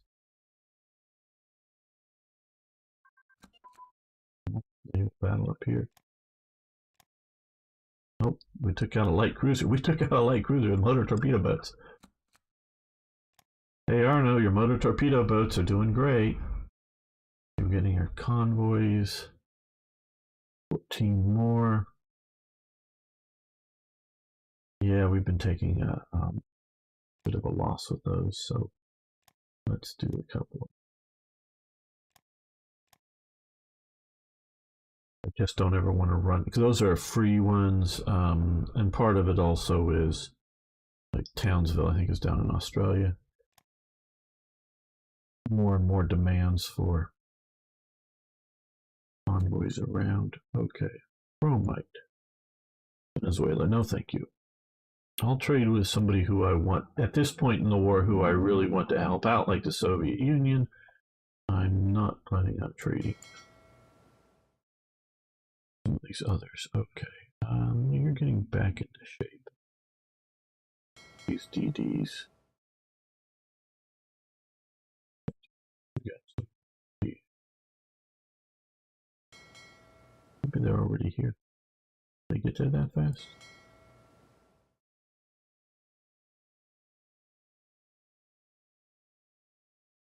There we are. Okay. Reserve squadron, let's.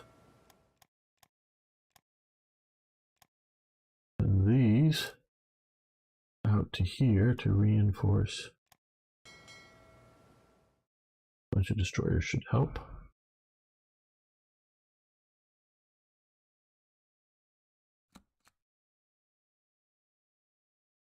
Rhaegar?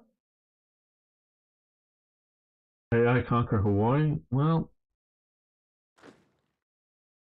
it's not going to be easy. I've got a bunch of divisions here, so and I got fleets, so I don't think the AI is going to.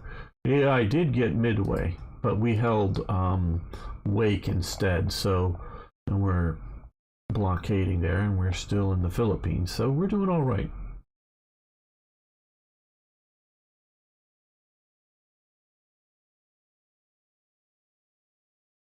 Okay, you're cheering on the AI to do it. Yes, okay.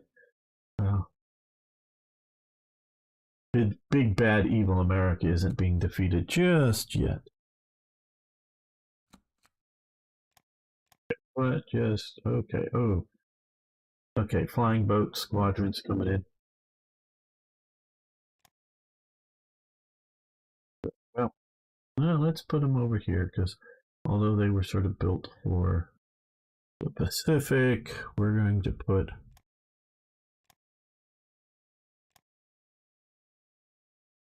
in here. Let's see if we get a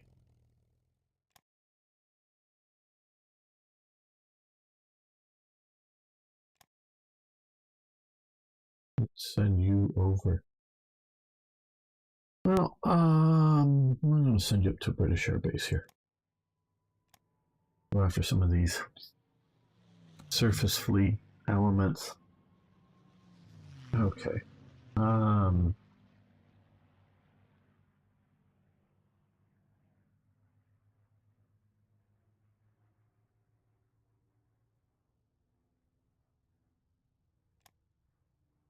Let's do 2 destroyers.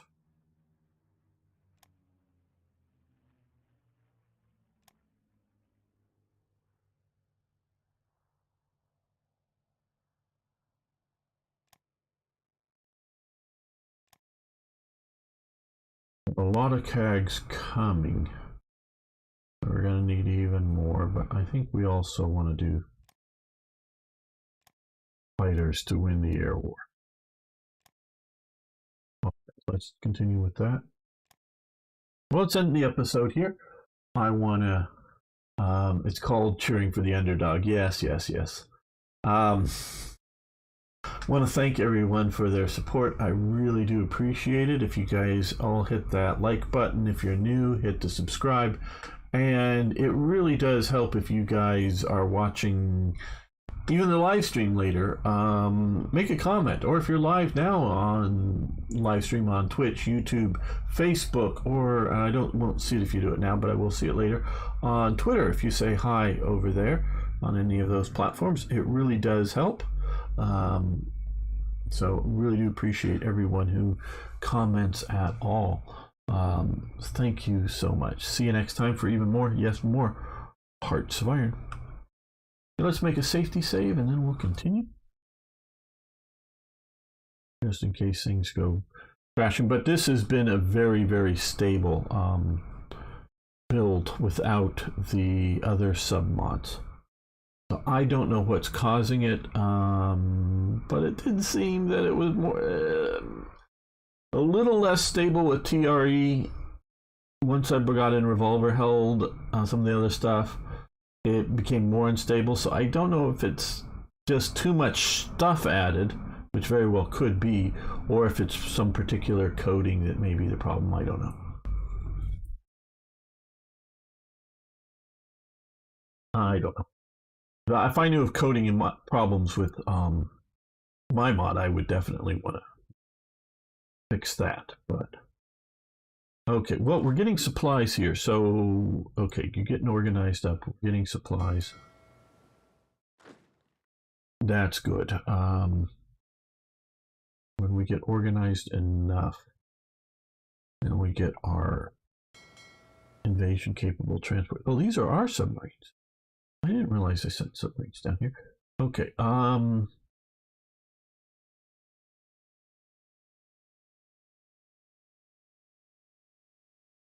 that's good, because what I want to do here is, they're not already, I want to cut off any supplies getting through to here. So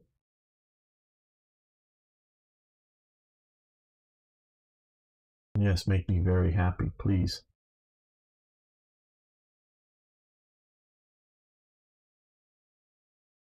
Well, let's start making another episode. Welcome back, fellow armchair generals. We're having a lot of action going on here. Hopefully you'll stick around for it. The Japanese have been trying to break the blockade of Midway Island, in which they invaded, and they have a large land contingent here stuck. Some battleships and others stuck here now. So they're not doing terribly well. We, both the Americans and the Filipinos, are holding out here. We've been sunk a light cruiser and a destroyer for the loss of only one motor torpedo boat out here. We can see a little better here. We click here. We have a bunch of subs sort of operating. Some are doing better than others, sinking enemy vessels.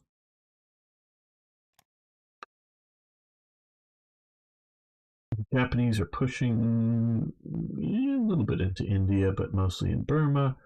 And we are fighting everywhere. Looks like the Germans aren't doing very well with their Foul Blau offensive. We're not getting very good intel in from that part of the world.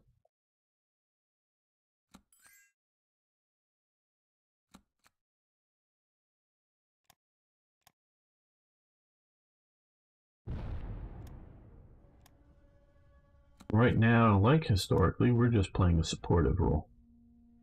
And I'm happy to play a supportive role at this moment. We are trying to build up our capabilities. Yeah, we could do that. We could do a few more ICs. Actually, you know what we should do here is do heavy ICs.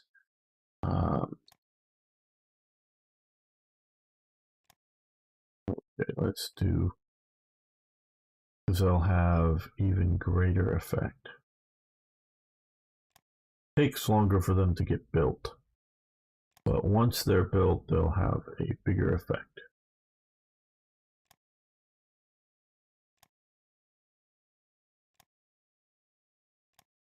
Then just, yeah, that was a lot of ICs. But yeah, once they get into production, that will be useful. And the Dutch, we give them money for supplies. Certainly, I don't know whether they're just looking for money or thinking they're helping us. Either way, fine. Colombia, yes, so new metal.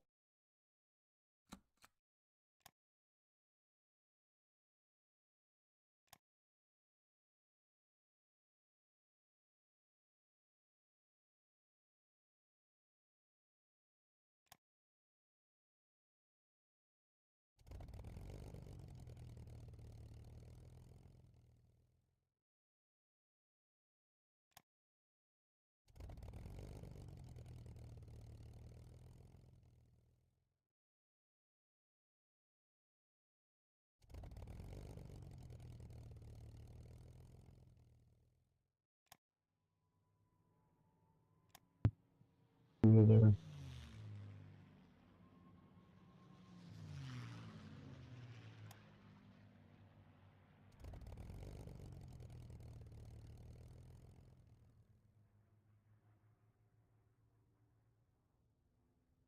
Okay, well, we lost a destroyer. They lost a sub, and maybe bigger units out there. We don't know. All right, radar training, because we did run into battleships before, German ones. Okay, radar training has advanced.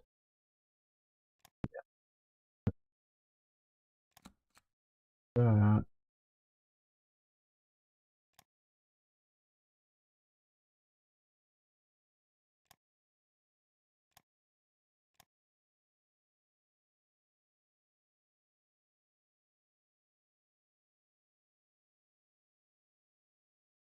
That.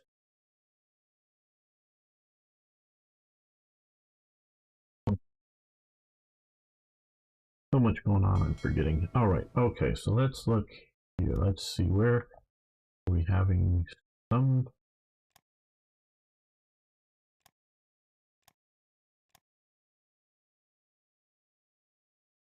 enemy action, so it's far. Okay, we just took out an auxiliary here.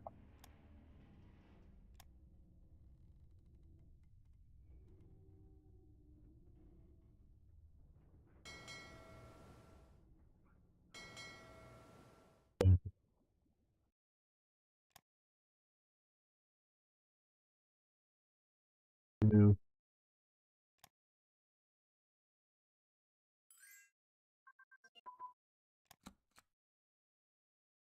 Okay, yes, you can have that. Okay, we've lost 2 more motor torpedo boats here. Artillery brigades have advanced, very nice. We'll shift that over to light armor designs.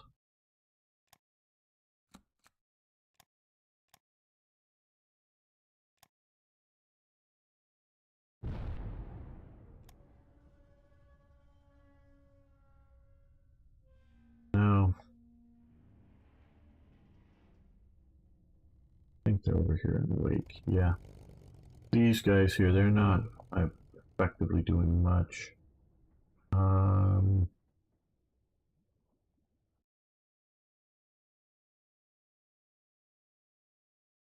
Yeah, let's send them to here. Now we have a repair issue. Oop, we've lost a heavy cruiser. Let's that. Okay. Oh, wrong. Hitting the wrong one.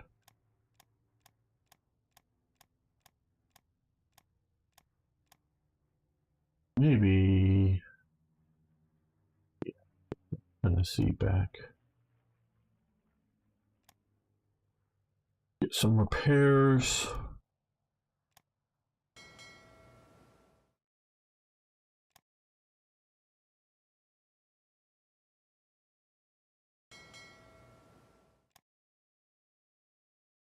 You're doing pretty good. Okay, third battleship.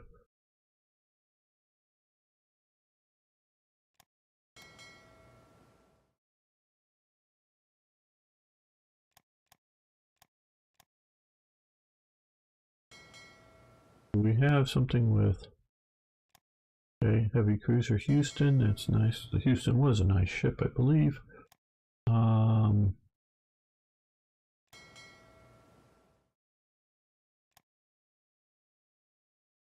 What I'm thinking it is a Brooklyn class.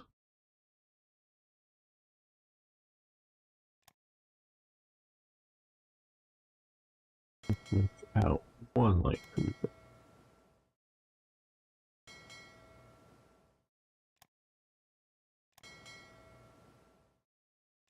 Go. Reinforcements are coming, Halsey.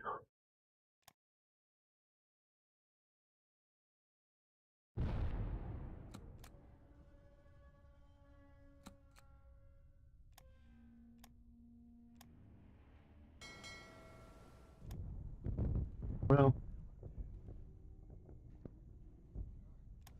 really light stuff.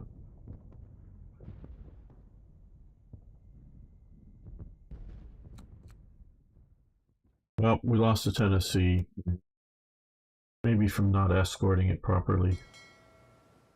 That would probably be the case. Oh well, I screwed up.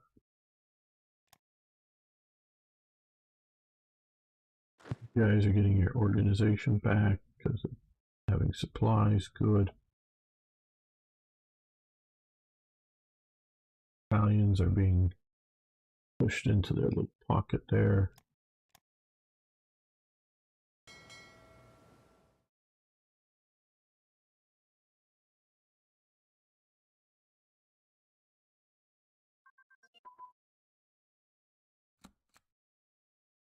Oh, formation of 10 core. Okay. Texas, infantry firepower, focus, advance.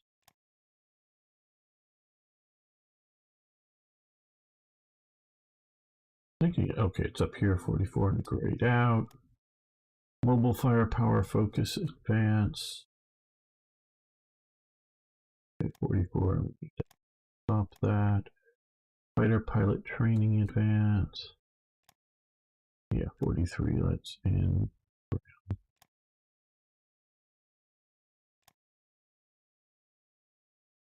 Don't need to push ahead on those, I don't think.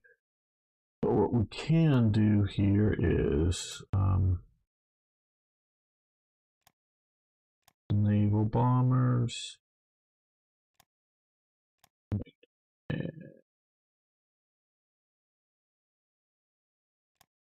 Medium.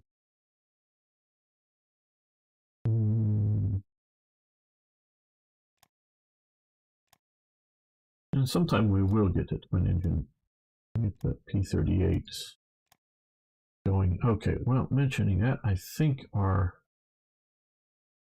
yep, these guys have made it here, and we're going to do naval striking there.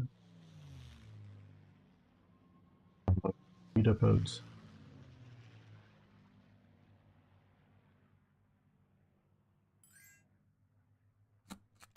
And Mexico, yes, you can do it. Build up bases, neat description there. King's Lynn, okay, Norwich. In Britain, expand our mines. Okay, government repression. I guess we're going to appease them.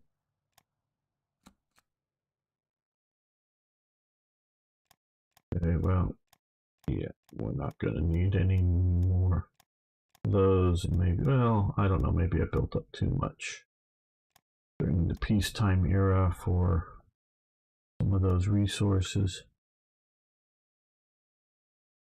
Now we are battling a light cruiser, but we do have air support, so.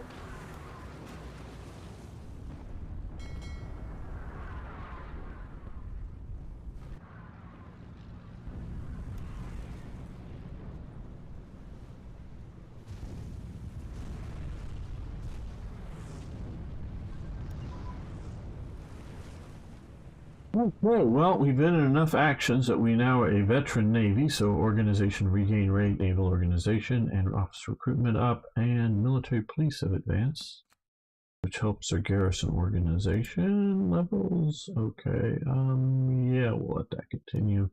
We do have some garrisons still around. How are the Germans doing? Well, it looks like the Crimea might get cut off here soon. I mean, the Germans aren't doing well.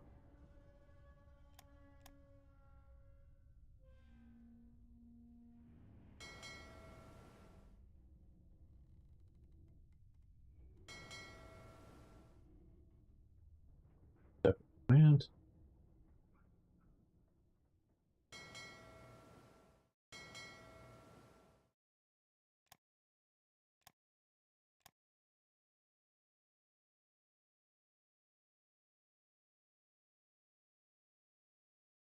did our forces?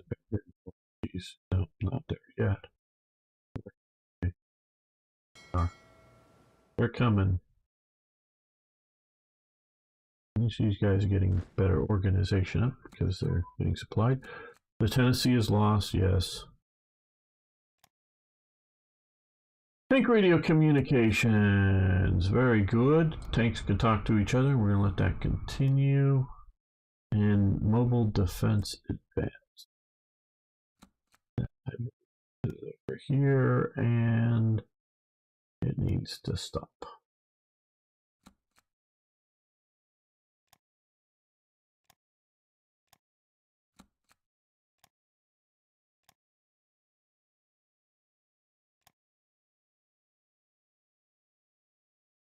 I'm going to try to do a Sudan invasion. Maybe the British will be able to supply it well enough and we'll open up another front against the Italians here. Oh, we also have, probably have here. Oh,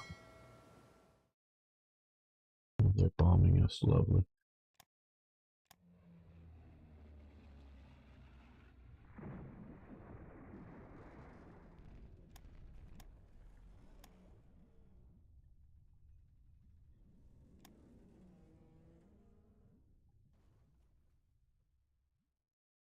Well, we're helping some.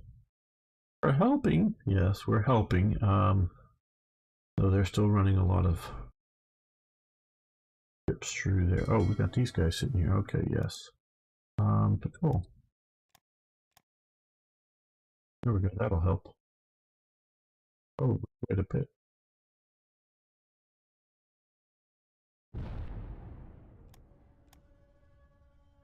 And we got it.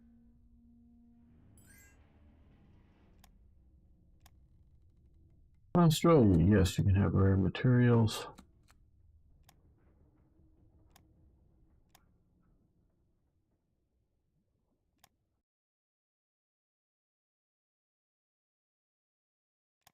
I lost another destroyer. Now we need to place all those. Well, let's do the chores. Okay.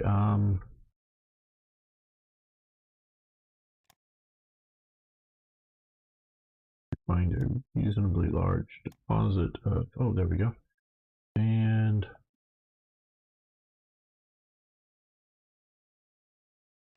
yeah, steel refinery. Steel. And another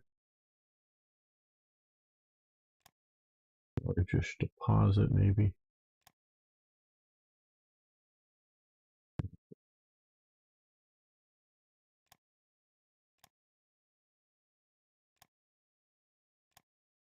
Giant steel deposits. Okay.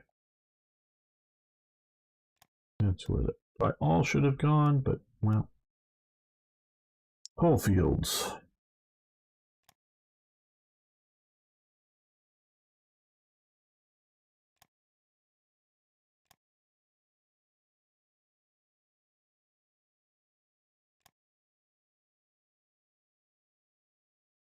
Maxed out.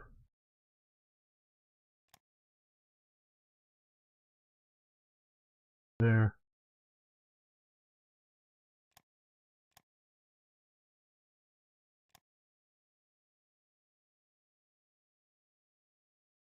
Here.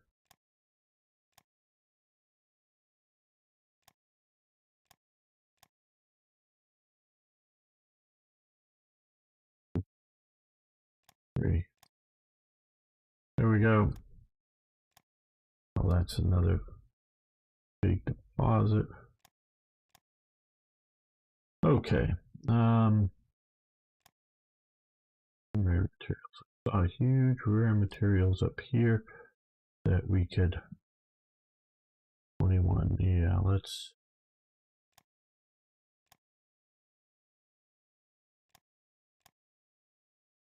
Here. Not as good, but reasonably good. But we're not putting all of our eggs in one basket, as it were.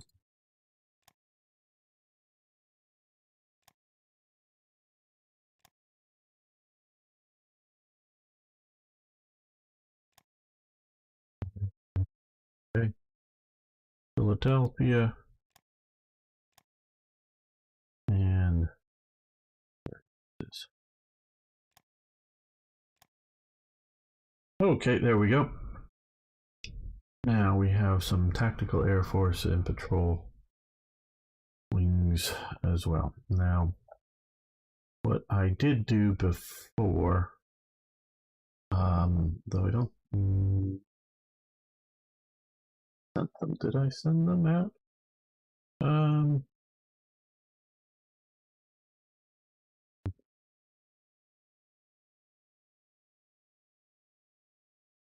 Did I send them or not? Maybe I just placed them.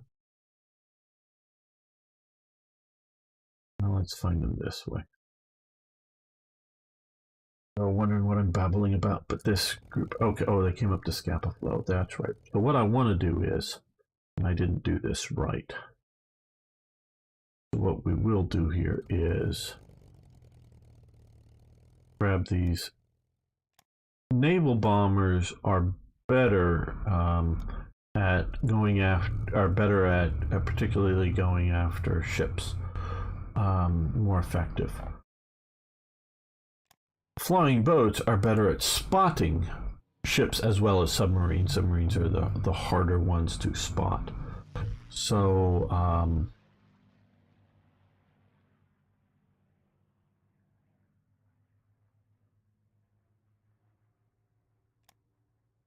I don't know.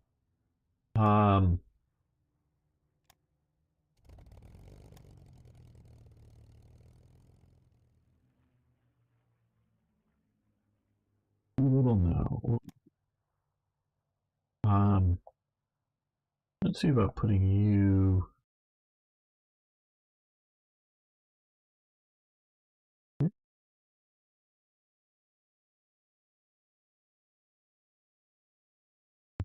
too much air power in the Mediterranean. Well, not there.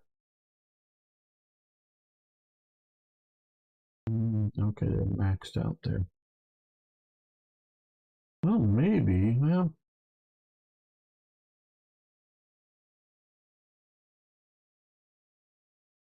we can send them over here.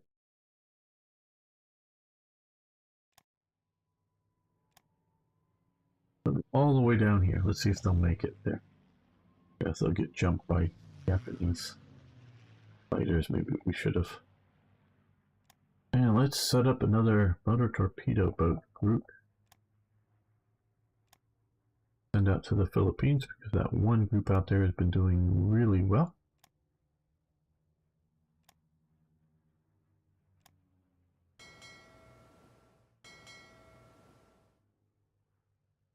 So let's first send you out to Hawaii. Just want them in theater. I want them to be well organized up.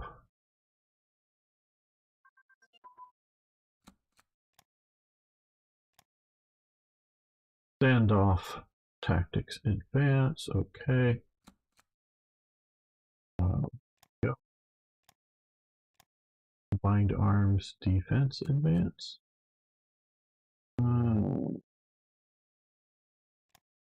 Okay. Right, heavy bomber prototypes have advanced. Very good. That is grayed out.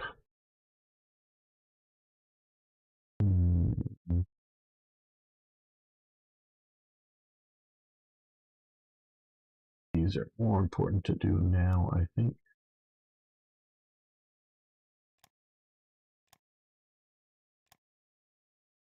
Here's our current bomber prototype before Arno asked for heavy bombers. B-17 Flying Fortress still, I believe. We've had that for a while, just better versions of it, I guess.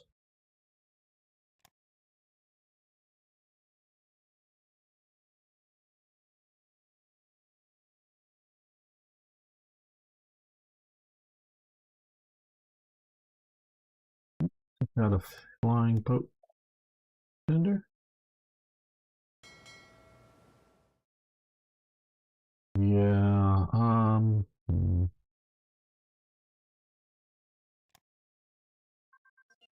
battleship is like about ready to go down. We are fighting against mostly transports. Facing advance, alright. Yeah, we'll continue that. And commerce defense.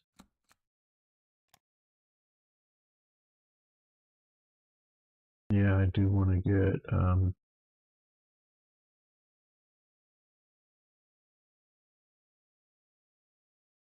the escort carrier. Oh, that is the carrier maybe over here, yes.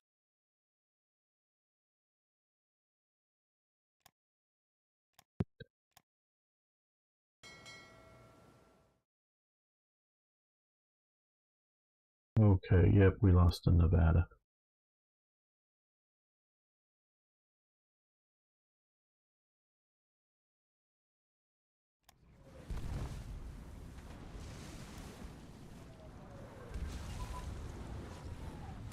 Boat prototypes. Yeah, okay, that's good, and yes.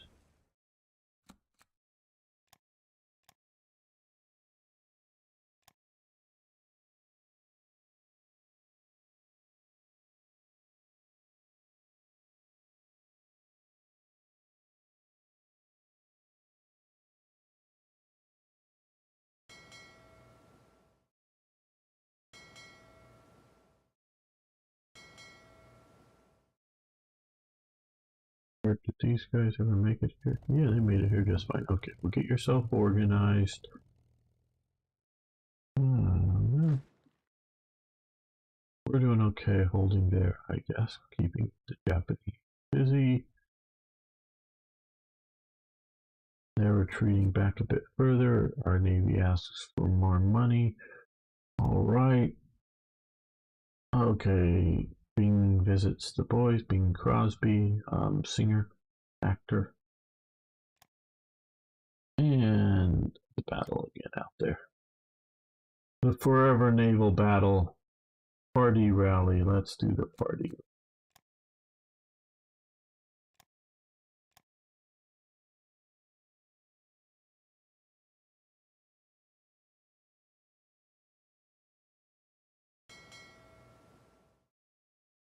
Got subs there. Like, no, and these guys. Okay, you come up here now too.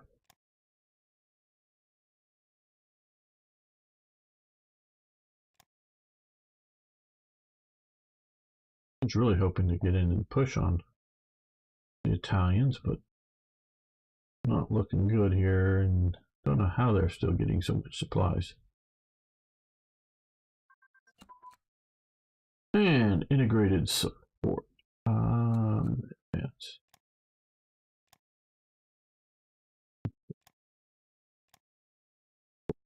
The moment.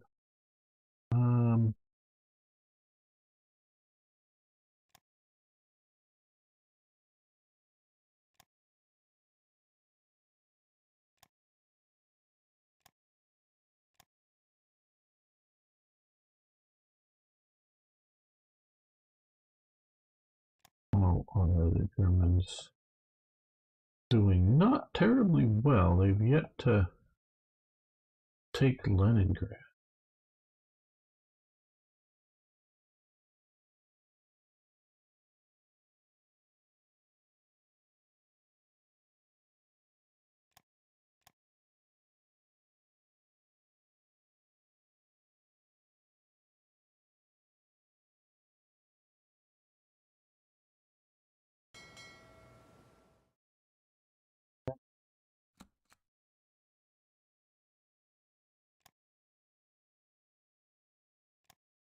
Lost one submarine here. All right, well then, send out another one. They did a lot of damage though before being lost.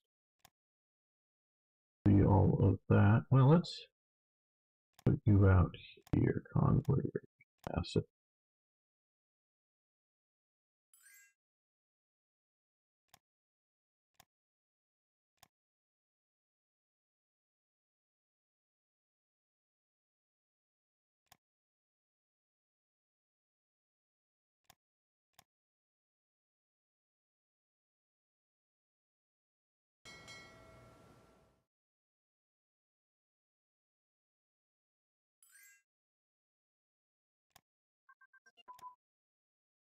Ooh, took out one of their invasion ships. Armor metallurgy, that's nice.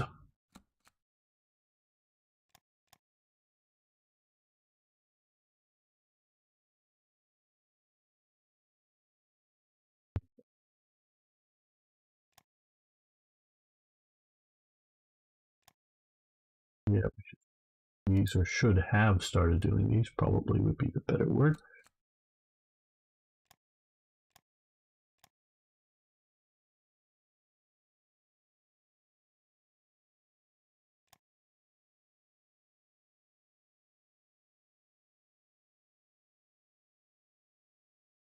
How did this happen? Oh, wow, look at this. Look at this.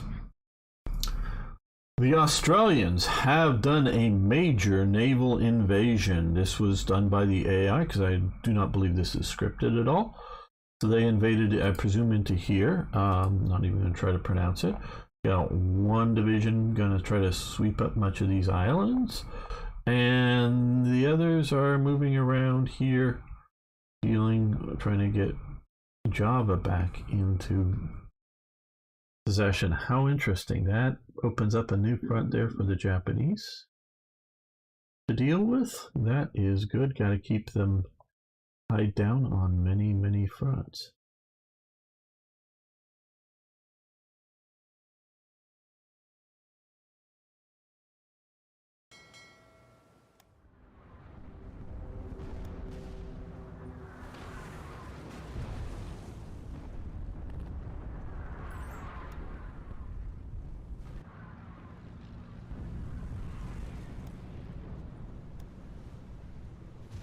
Yes, you can have crude oil. We have plenty of crude oil. We got plenty of all resources here.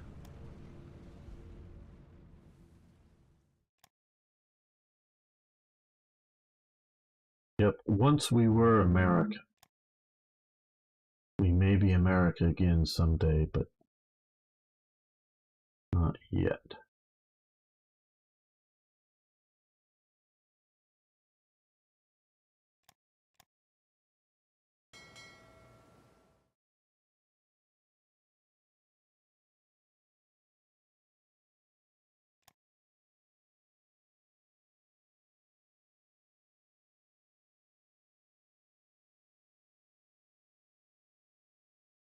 Two units here. Let's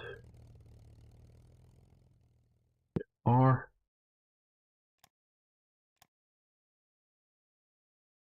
Mix formations.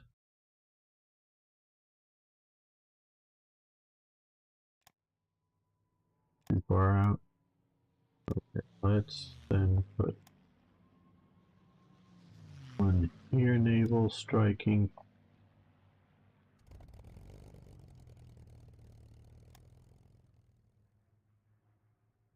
There's naval striking. Okay, that should hopefully. Okay, the blue helmets. President, shall we form the division headquarters for the infantry? The blue helmets, yes.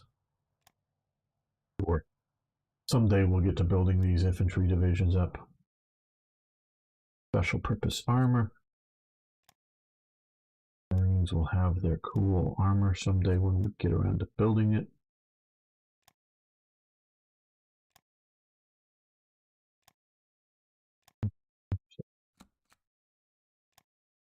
Here. Two.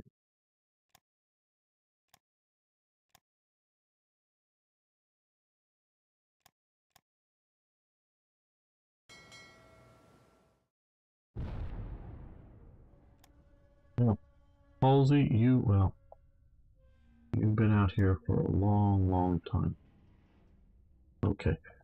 Halsey, you head back to base.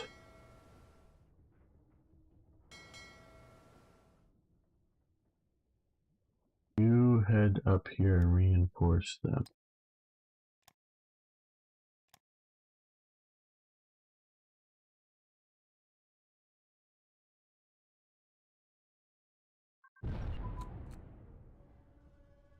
Submarine damage control, that'll be nice.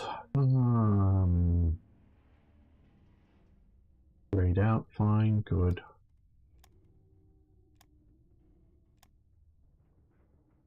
And we're going to end this episode. I want to try to keep these short. Some of them from last weekend got to be almost 2 hours long, so I don't want to continue that too much. So I want to thank everyone for watching. Thanks for liking the videos. If you haven't already, please hit that subscribe button. See you next time. Okay, let's do a safety save and then make another episode.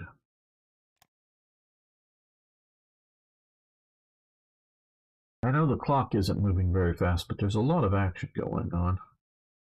Okay, this is turning out to be a long save, so what I'm going to do is, whenever you get one of these, and I'm just going to keep stalling for time here.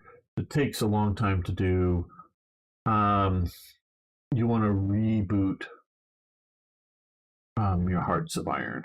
You don't have to reboot the computer, just shut it down. Wait. Just keep waiting. I don't know why these happen. But they do, and we can see here, and just keep waiting. They'll eventually save and normally work fine. Normally. If you just keep letting it go.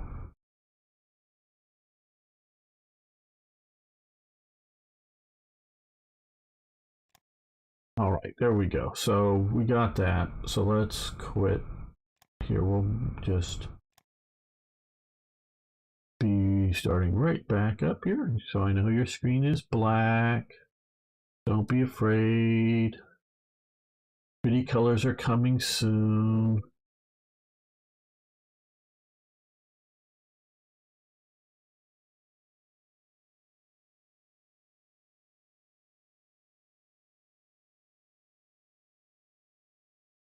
Soon you'll get some pretty colors to look at.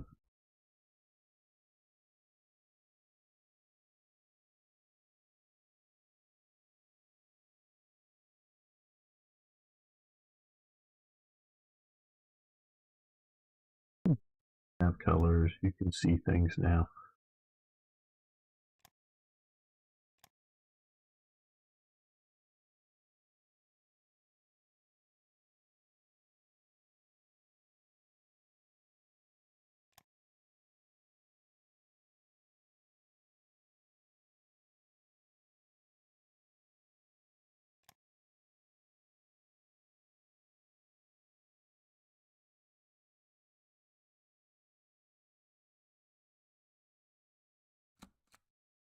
Oh, we're back.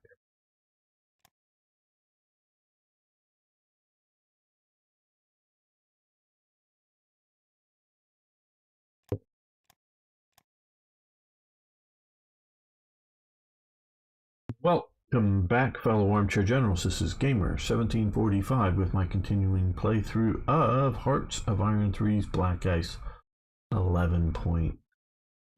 Okay, just checking here. We could use those light cruisers out in the Pacific, so let's drop them. The reason I haven't deployed some of these, well, we could also use the heavy cruisers.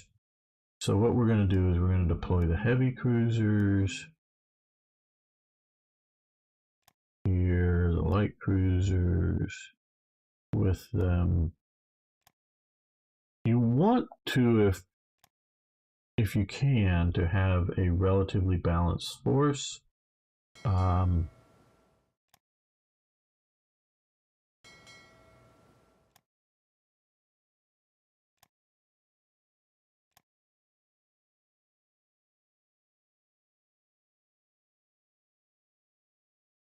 Just took out Barrier, it looked like. These guys are trying to go home. They're being bombed.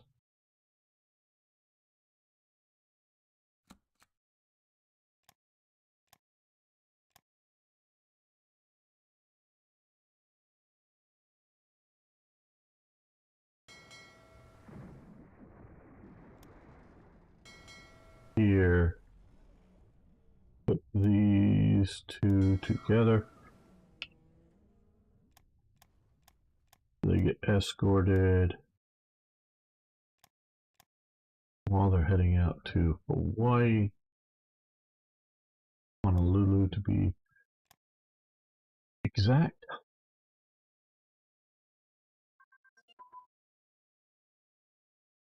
Got a U-boat, good. And CAG pilot training.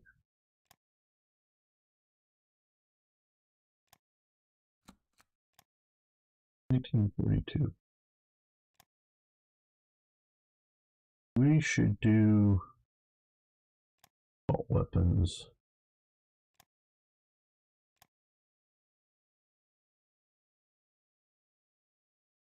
Okay, well, how interesting. Okay, this is a development.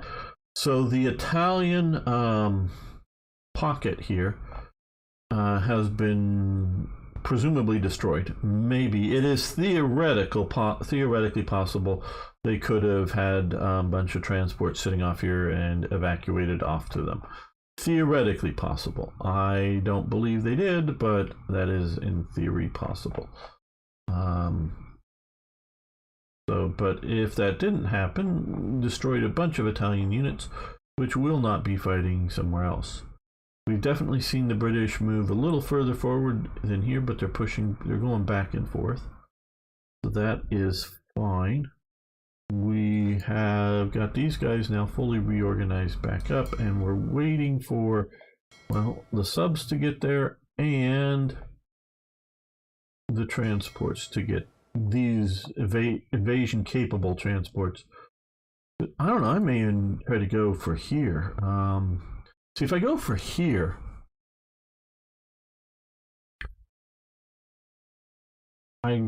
this would be better, because if there are no serious defenses on the beach here, this would become an American port, and I can supply it directly.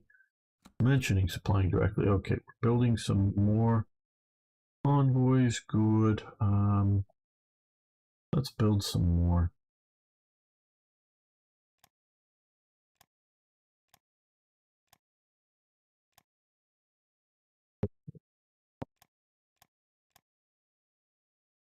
Have plenty of extras for either losing them in, you know, battle, or simply making, you know, needing more, like to convoys always come here. And unfortunately, I'm a little afraid that the AI would want to have the convoy come through the Mediterranean, but yeah, that would be the worst.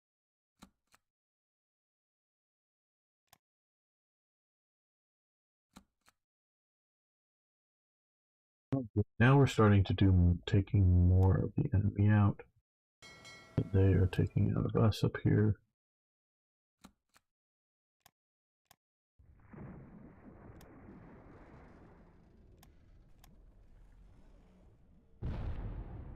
Well, that was a Japanese. Wow. Okay.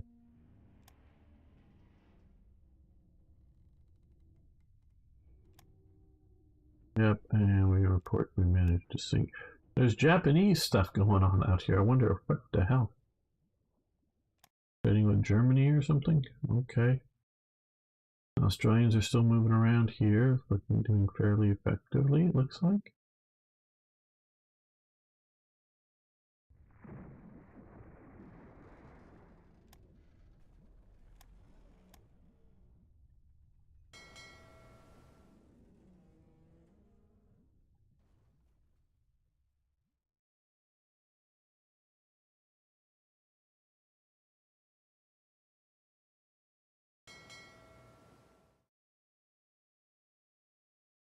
Join these two units together as soon as we can. Oh.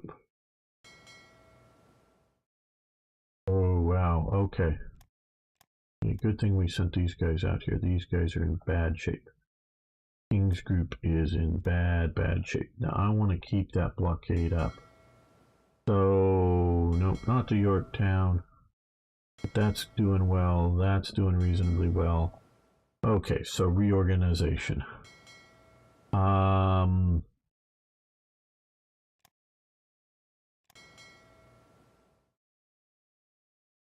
Get the Maryland out. No, yeah, the Maryland out.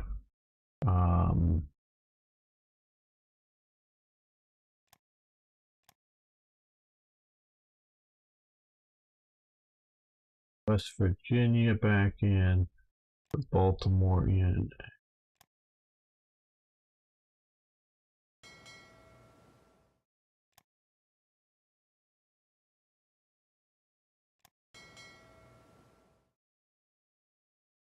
These guys could go back in, or go in for the first time here.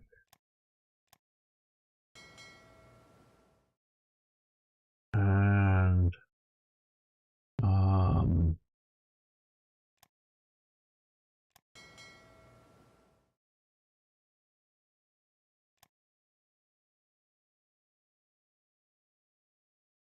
good. Okay.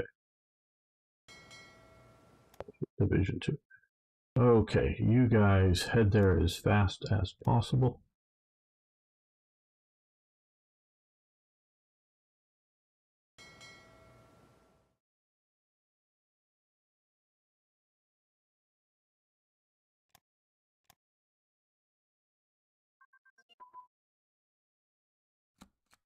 Single engine maneuverability focus. Oh, nice. I think that is somewhere. There's so many avionics.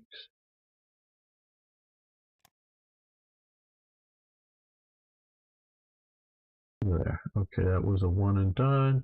Got a little extra. Saw that we could do drop tanks, self-sealing. Yeah, we'll do self-sealing first. Acrylic bubble might have been.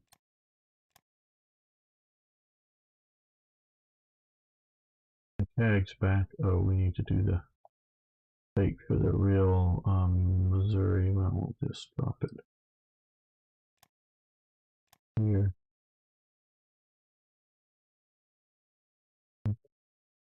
Missouri launch. Decision, now that we have the fake one and the real one, we'll replace that. Okay, and they lost that. Now we did send... Okay, these guys here. Okay, let's...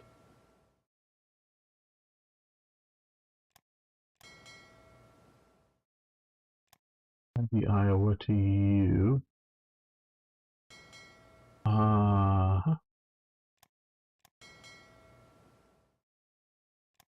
And a destroyer escort. There we go. You guys head out here. Where did we... No, I don't want that. We do want to do that. What I want is this. Missouri. Okay. You head out to San Francisco to get completed and ready to go.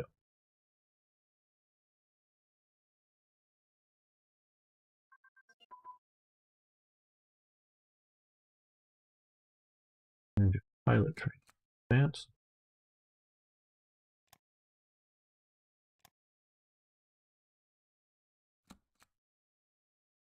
And we saw some air systems that would be nice, like acrylic bubbles.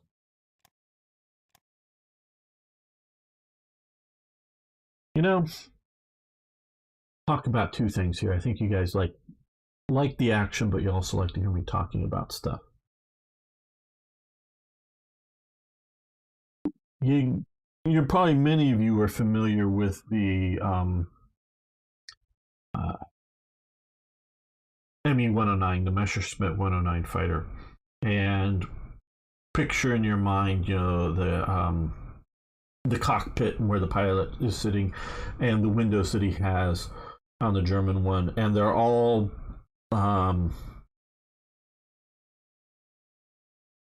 flat pieces of glass, I believe. All flat pieces of glass, and there's a frame around them. And the early, probably get some of the detail wrong here, but I believe it's the early P-47, you know, the sort of the one of the hero fighters of America, and eventually gets long range enough with drop tanks and whatnot to fly all the way to Berlin, be able to do some some aerial fighting over Berlin and make it all the way back to Britain. That fighter, if you look at it in its early configuration, well, one, it had not as good an engine in it. That was an important upgrade. But it had a glass type cockpit configuration, very much like the ME-109. And then, because of acrylic bubbles that because of America able to do acrylic,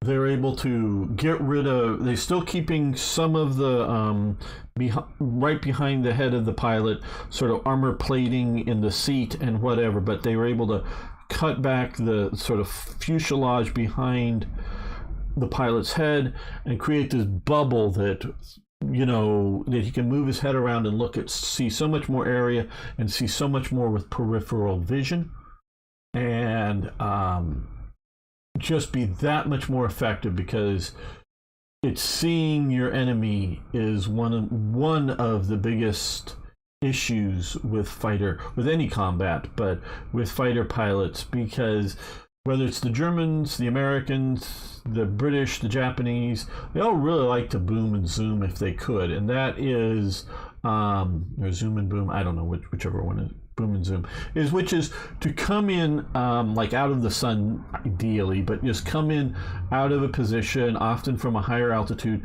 come in fast and strike the enemy targets. They really don't want to do dogfighting.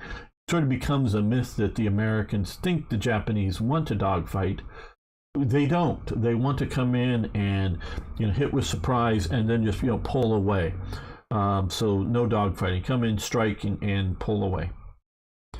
The Japanese just are, as the war is going on, the American aircraft are flying faster and faster and faster, and they can't, come from behind at a faster speed and hit them. So it becomes much more of a dogfighting situation. And if you are if somebody is coming at you, often diving from a higher altitude, but coming at you, and you see them coming, if you've got a maneuverable aircraft, especially like a biplane, if you time it well, I'm not saying it's easy to time or everyone can do it or anything like that, but if you time it well, you can do maneuvers that make those boom and zooms ineffective. Just do sort of a rolling over and getting out of the path, and they can't because they're going so fast, because the way they're coming in. Yeah, they have a certain amount of maneuverability, but not enough to realign themselves. If you do sort of a quick roll and change your vector fast enough, that they can't do that. And again, not everyone's going to be able to time it well. It's not always going to work. Nothing is that way. But you can avoid a lot of combat. So keeping your head swiveling around and seeing that enemy fighter coming in early enough, out of your peripheral vision, and then sort of watching it and realizing where and when, and then make the brake maneuver. You don't want to do it too early because they'll just adjust their, attack vector. But if you wait to where they really sort of can't, and you can maneuver quickly enough and get out of any sort of case. So you want to do that. So that is really a critical aspect that the Germans were unable to do. Now, I periodically, and for various reasons, get to want to dig into things. Maybe you can tell that about my personality, but it's definitely there. And so a while ago, within the last year or so, acrylic was one of the things I was looking up, and I wanted to find out how you make acrylic. And you go into some place like Wikipedia, and this is the second part of the thing. And it says, oh, well, you this chemical compound and this chemical compound, and you do this, and then blah, blah, and it works. That doesn't tell me how I make acrylic. It tells me how I combine these two compounds to make acrylic. But how do I get the original compounds? I wanted to know, and I thought it was, and it is a petrochemical. Some of it is, but I wanted to know just if you were to go take your chemist, take him out into the forest and say, make acrylic, and go, okay, and here's your supplies of, some glass beakers, some metal things, including like a shovel, a pick, a hammer. So you go find whatever metal, whatever chemicals in nature, what does it take from the base components to make this? Because I'm interested in, Germany did not, to my knowledge, do any significant, if anything, in acrylic. And it is a clear plastic, strong compound, not armored. So some of the windows on some of the German aircraft and some of the American aircraft are, armored glass that will stop a lot of incoming rounds, but maybe not everything by any means. But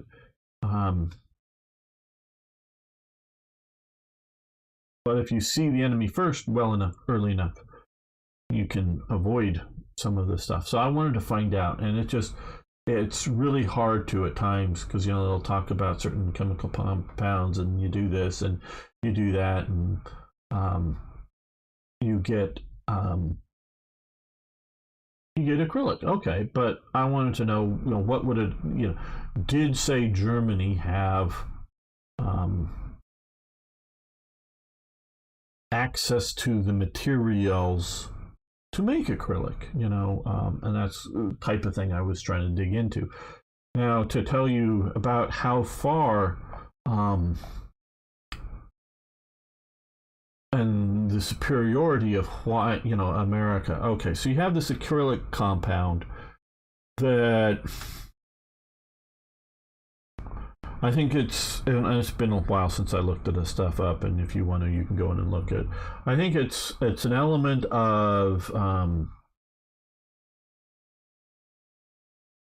plastic, which basically, and you can get into exactly what plastic means. We often think of, like what we call plastic, but plastic can sort of branch out into other sort of compounds. But most of what we think about plastic is a petrochemical.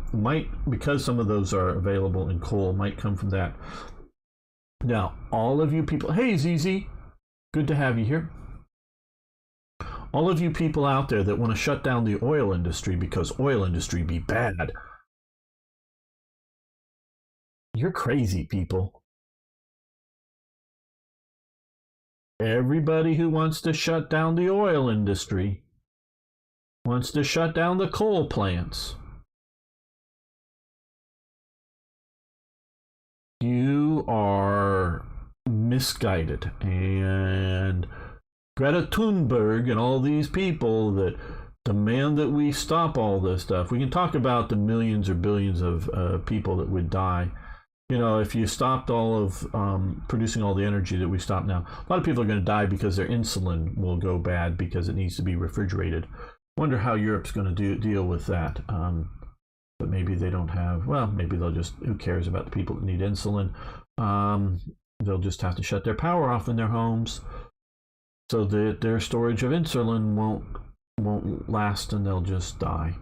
But so even if we take all that out, realize plastics come from your petrochemical industry. So even if you're no longer burning oil or gas or whatever in your cars, you're still going to need it to have your computers and your cell phones and your tablets and your shoes, because most shoes have rubber. Well, synthetic rubber. I mean, some people may actually have real rubber in their shoes, but a lot of it is synthetic rubber, which is again coming from, yes, oil.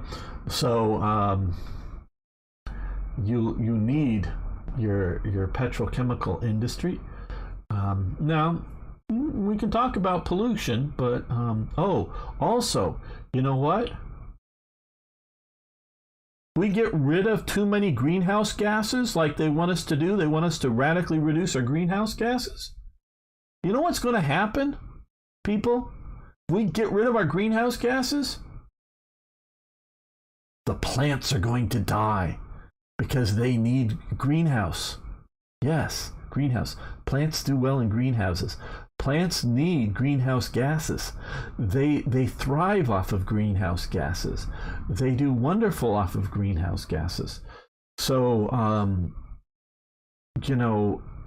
they absorb carbon out of the air and mix that with sunlight and chlorophyll and so they capture carbon to create more trees and corn and wheat plants and whatnot, so to feed us. And so plants need greenhouse gases, so we need greenhouse gases, people.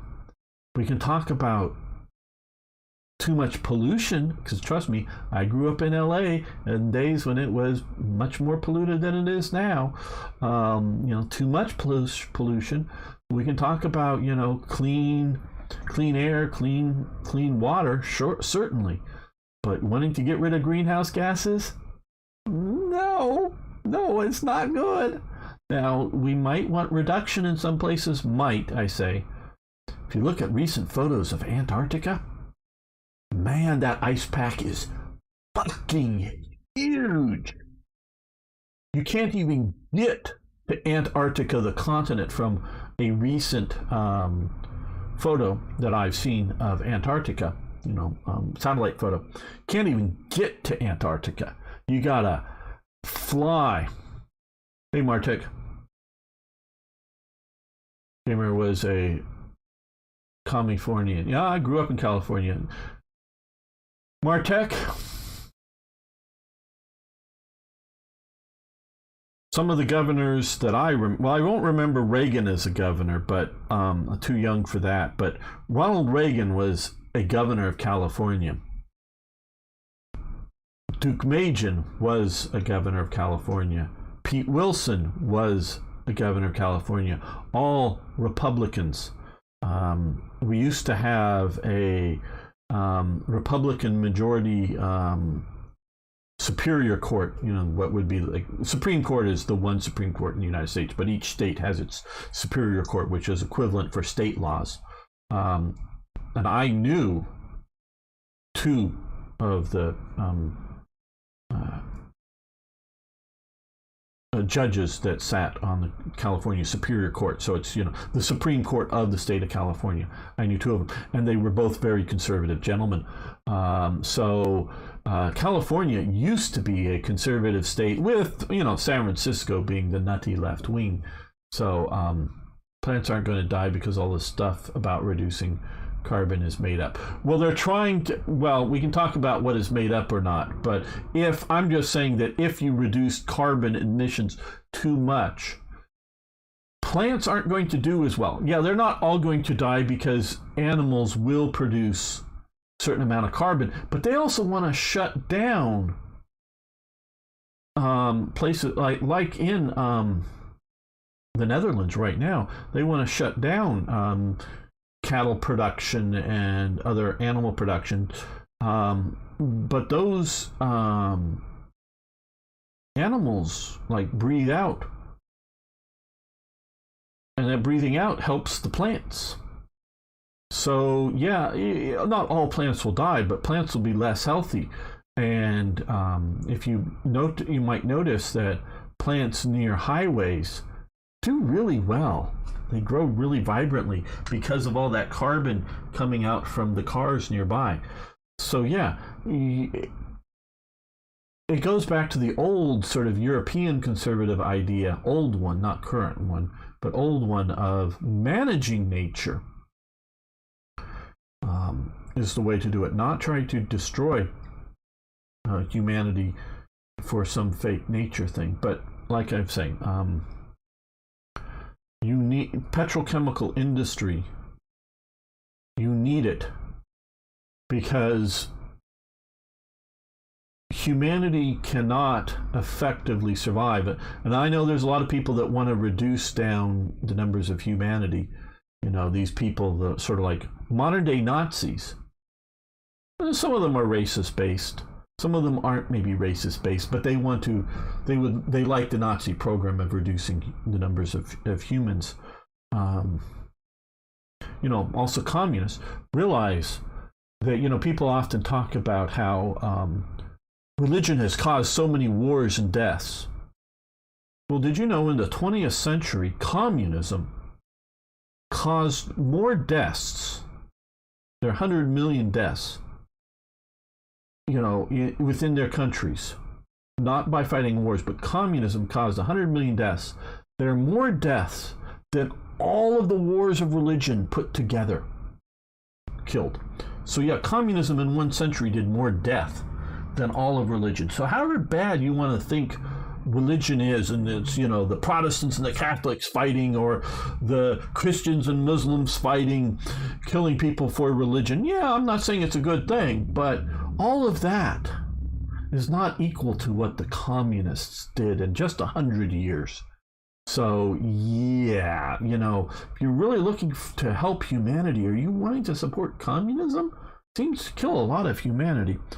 And humanity isn't going to, what's natural and what isn't.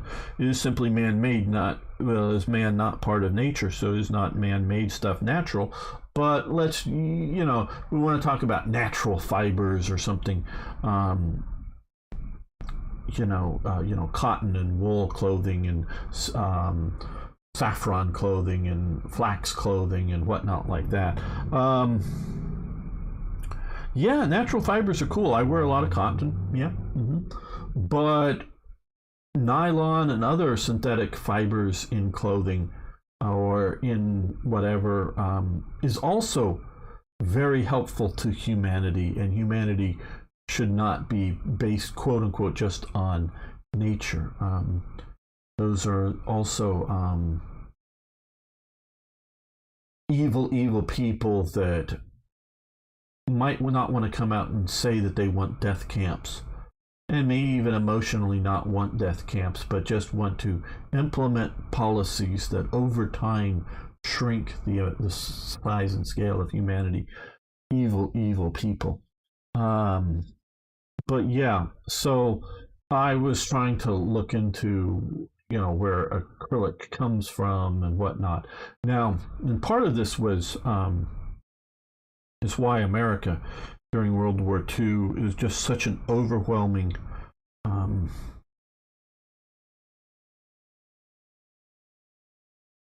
force, shall we say, that not only were they making acrylic and making acrylic bubbles for fighters, and other aircraft, that in factories in America, what they were also doing was shipping out around the different fronts acrylic teams. And I found out about this. It was sort of in the India Burma area. A photograph of a truck in sort of a jungle-ish setting. There. That what the truck and the crew that was designed was, they were supplied with acrylic sheets, and they had the equipment to mold acrylic into whatever they wanted. Okay, so like potentially if a bullet goes through an acrylic bubble on an aircraft or window or whatever and cracks it, and the idea is that it sort of shatters, but doesn't shatter into as many and as dangerous fragments as glass does. So you're less likely to get a little fragment in your eye. You still might get a big chunk hitting you, but just because nothing's perfect. And of course this is presuming if the bullet's missing you, it's just going through and shattering some glass. So you're wanting to repair that, but you're also wanting to make an ashtray out of acrylic or any other item that somebody may need in the front that is worth making, whatever that might make. They probably an ashtray is probably not what they would make, but they had the ability of the tools to heat up and form acrylic into all kinds, whatever shapes they could come up with, and make molds to wrap around and heat up and cut to shape to function. Hey, we need this, we need something to do something on the front. What can we do? Oh, well, those guys in the acrylic truck, whether if you needed it clear or not, could maybe make it for you. So they had in essence sort of plastic one-off manufacture capabilities in the freaking jungle. Okay, people, this isn't just back in America or back in Britain or some major base somewhere. This is in the freaking jungle. The Americans could make something out of acrylic, I don't know what it might be, but protective wrap around some bit of equipment that may be getting too much rain, and you want to create acrylic box to put around your radio to keep the water out more, or whatever it might be. Ashtrays inside of a cockpit, yeah, but you get the idea.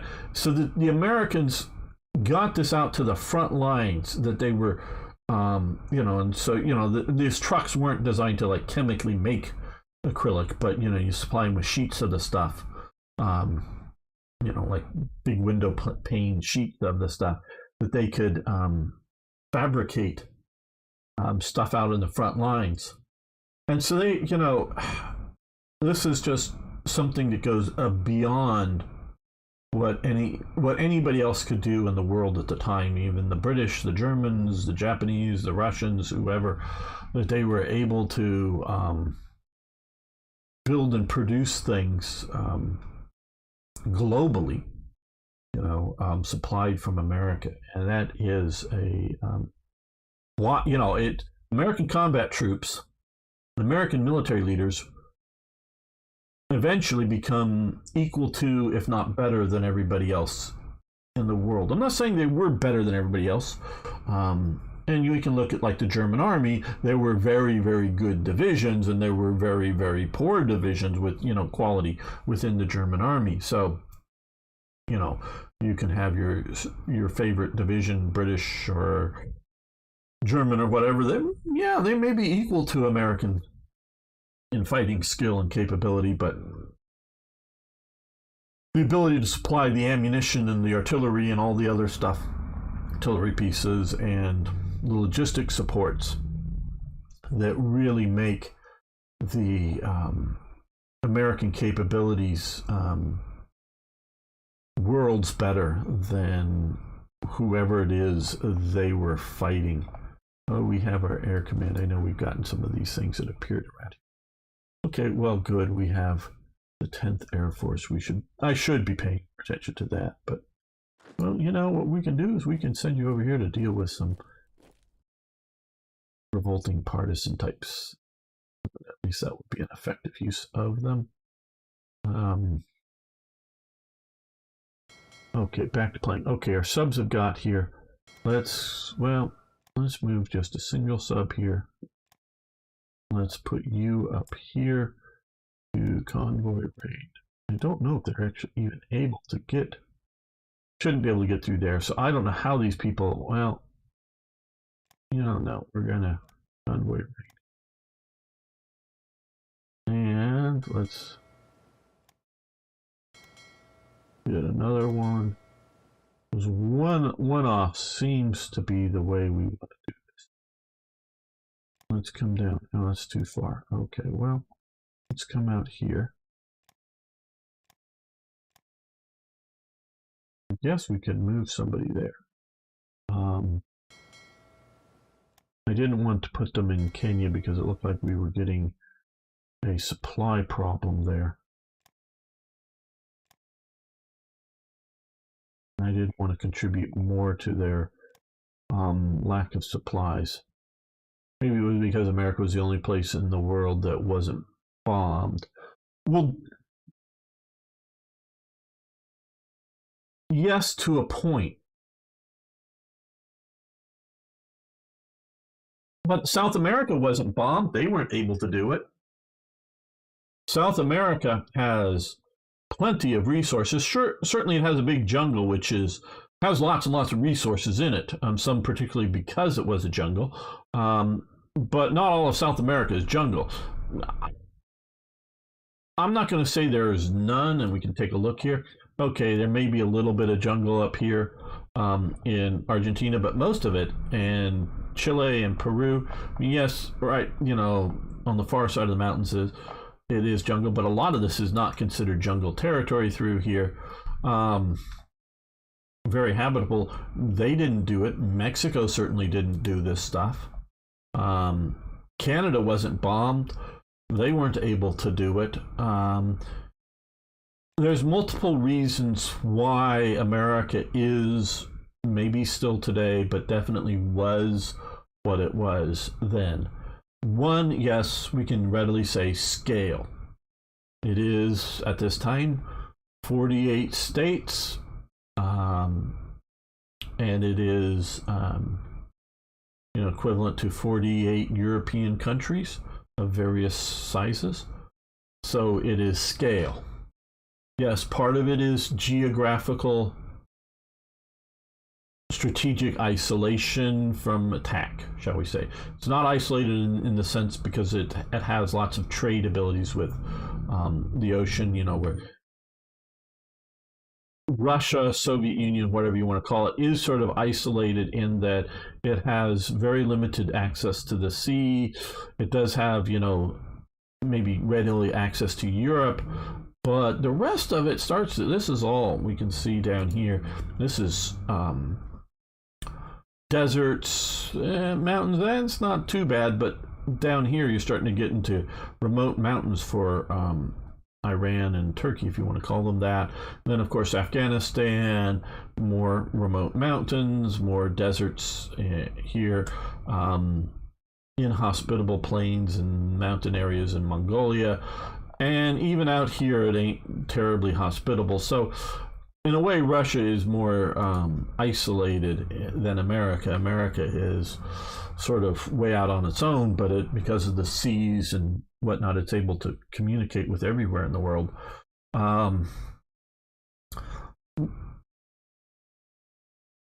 There is, you can go, well, America has great natural resources, but actually, if you look at it, Mexico has wonderful natural resources as well.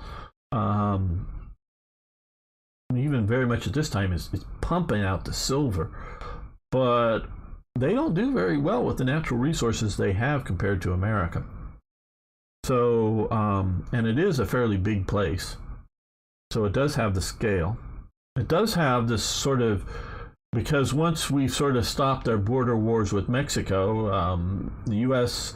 Mexico has not really had much of a threat from external forces, because it's, down here, these are sort of actual jungle and remote places down here to get into, so not being threatened from there. And like I say, once America is no longer the threat,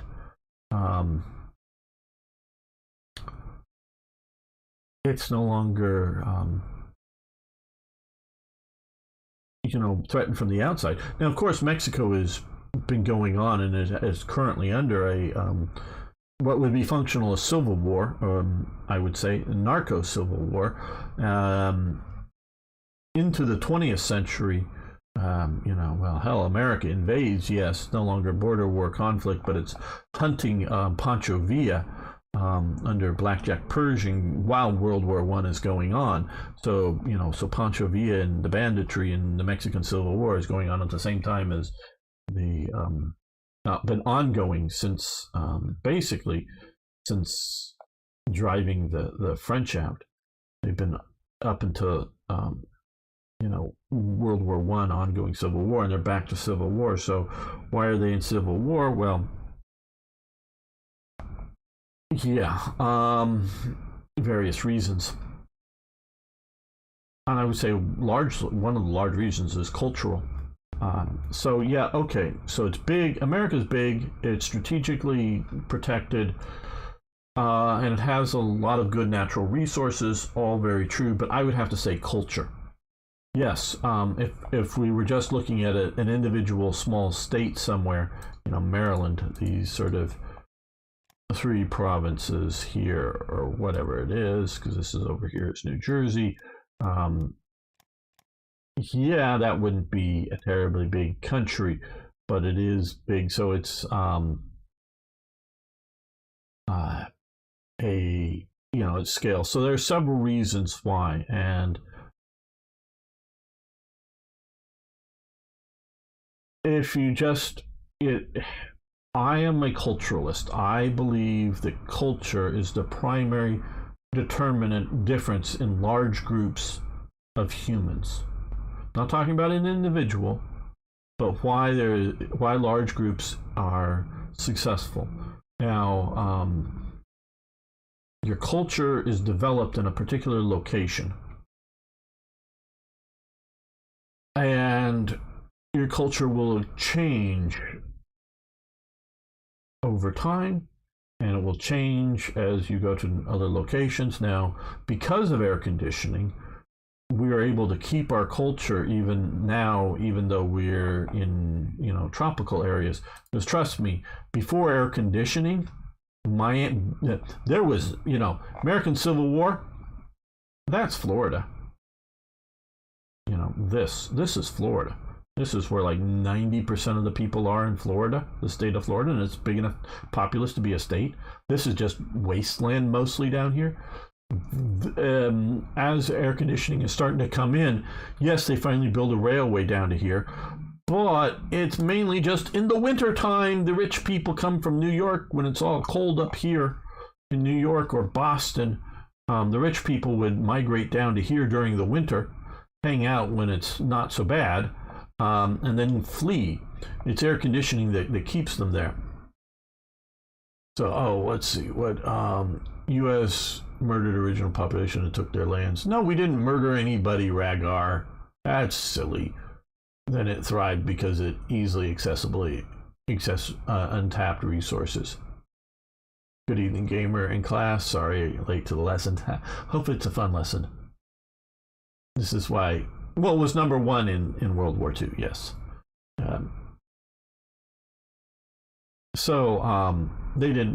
They conquered the land, but you know what? All the people that were there before Americans showed up, they conquered it from other people. Yes.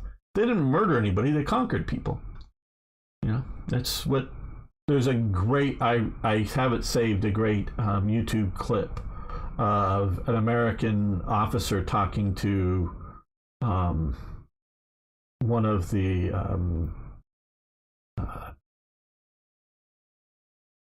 Indian tribe chiefs, talking about their sacred land. And he gives a recital of how they got their sacred land by conquering other tribes and driving them out. So yeah, and so yeah, America has the ability to do so much more than everybody else out at this time. Now it's been fading since World War II, most assuredly. It has been fading. Its capabilities, and it's especially been fading since the 90s. I mean, that's when you get the sort of rapid downward turn is the 90s.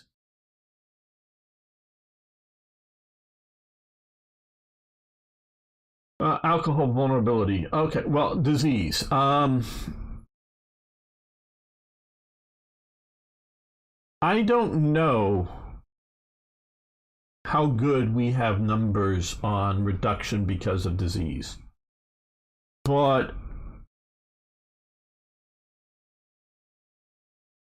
there are huge numbers of people with Native American genetics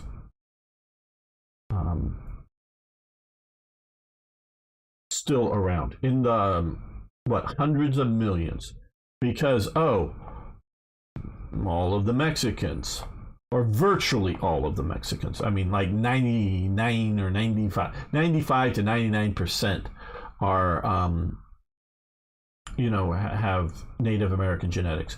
Mexico comes out of mestizo, means mixed. Guatemalans, El Salvadorians, Hondurans, Nicaraguans, Costa Ricans, Panamanians.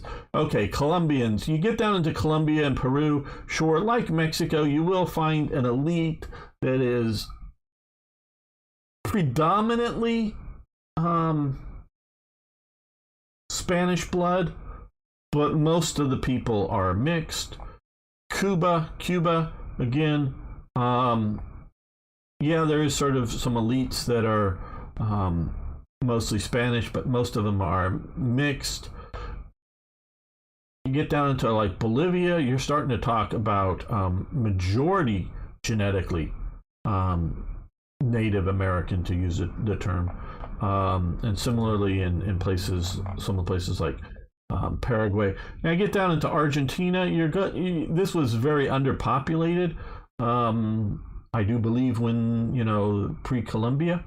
So you get a lot of higher, and particularly also in Uruguay, higher Spanish genetic populations, both Argentina and Uruguay. So you get a lot of that. So there are a lot of people with American genetics. I don't know, and yes, disease on all of these places, disease hits hard. European diseases, but it's not a genetic or a America's the Great Satan. Well, if you want to look at it that way.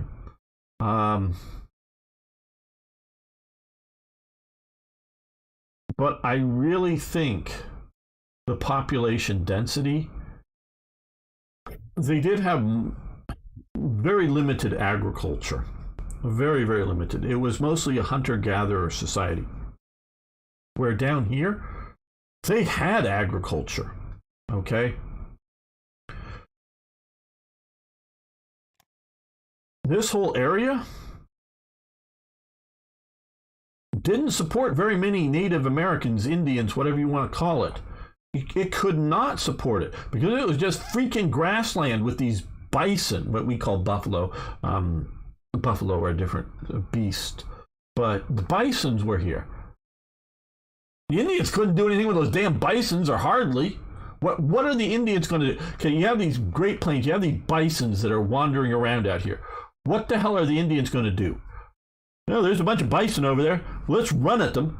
Realize they did not have arrows, bows and arrows, until the Europeans showed up. Okay, some of them had the atlatl, the thing that sort of extended it to make the throwing arm better. So basically, they had spears. Okay, so you're going to run after a buffalo or a group of them, and they're going to see you come, and they're going to go, "We're out of here!" Run away. So then you sort of sneak up at them, and then you kill one of them. Great, they go away. But you see, the buffalo move around. And are you going to carry every single thing you have with you? No, you can't. You can't be a migratory people and effectively follow the buffalo. That cannot happen in a practical sense. Because if you look at, the teepee, they're Native American teepees, which are really just a Plains Indian thing, because they didn't make teepees out here. They didn't have anything to make teepees with. They didn't make teepees over here either. The teepees are Plains Indians. Teepees are buffalo skins. You know how heavy buffalo skins are and poles are to move around? You can't carry those things around. They didn't exist. What happens is these Europeans showed up, and a few of their weird beasts got away from them. Europeans called them horses, yes. So the natives got horses and got bows. And with bows and horses, they were able to become the Plains Indians and follow after the buffalo. Okay? So that is only because of the Europeans showing up. And these people are Stone Age people. They had no metalworking up here at all. Down here they had gold and maybe silver, but gold definitely metalworking. Gold is that crazy. There weren't bows for thousands of years. Yes. They weren't, to my knowledge, they weren't, and I may be wrong, trust me, I don't know everything, but the bows were not used in the Americas until the Europeans showed up.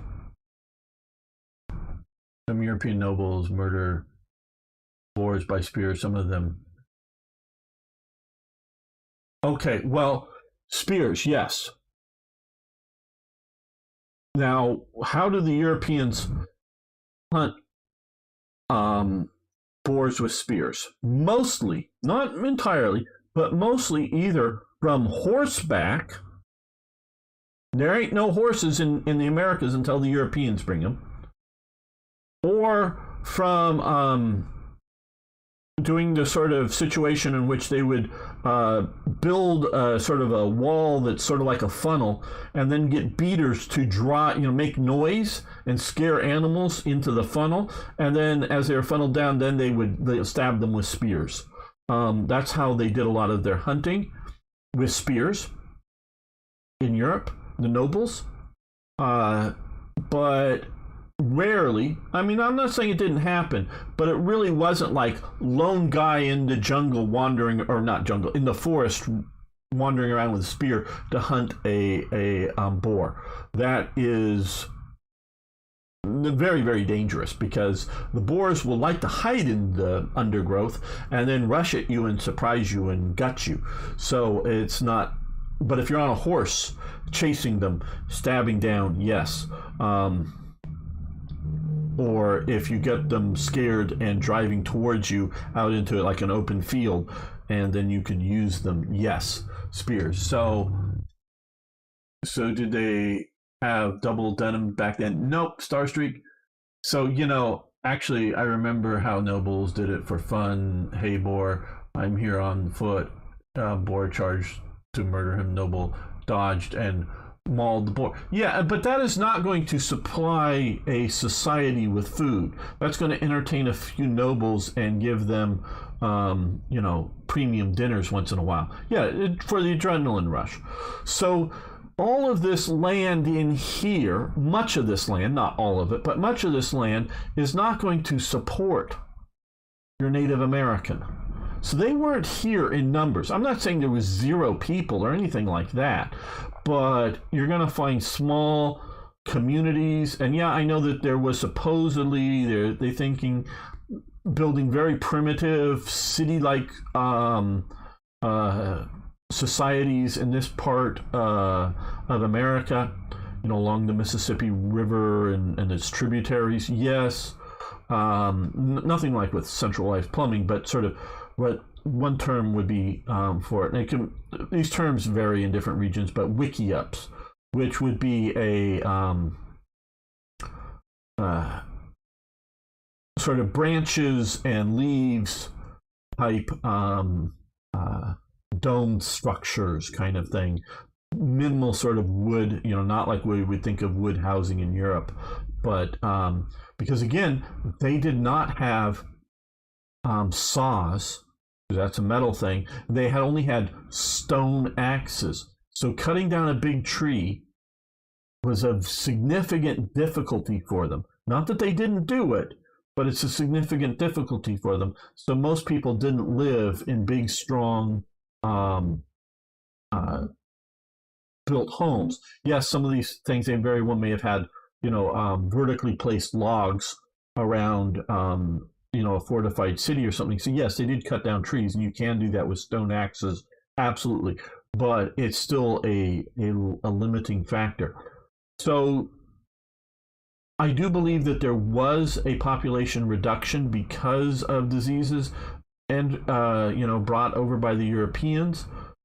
Though I do believe venereal diseases, or at least some of the venereal diseases, were picked up in the Americas and brought back to Europe.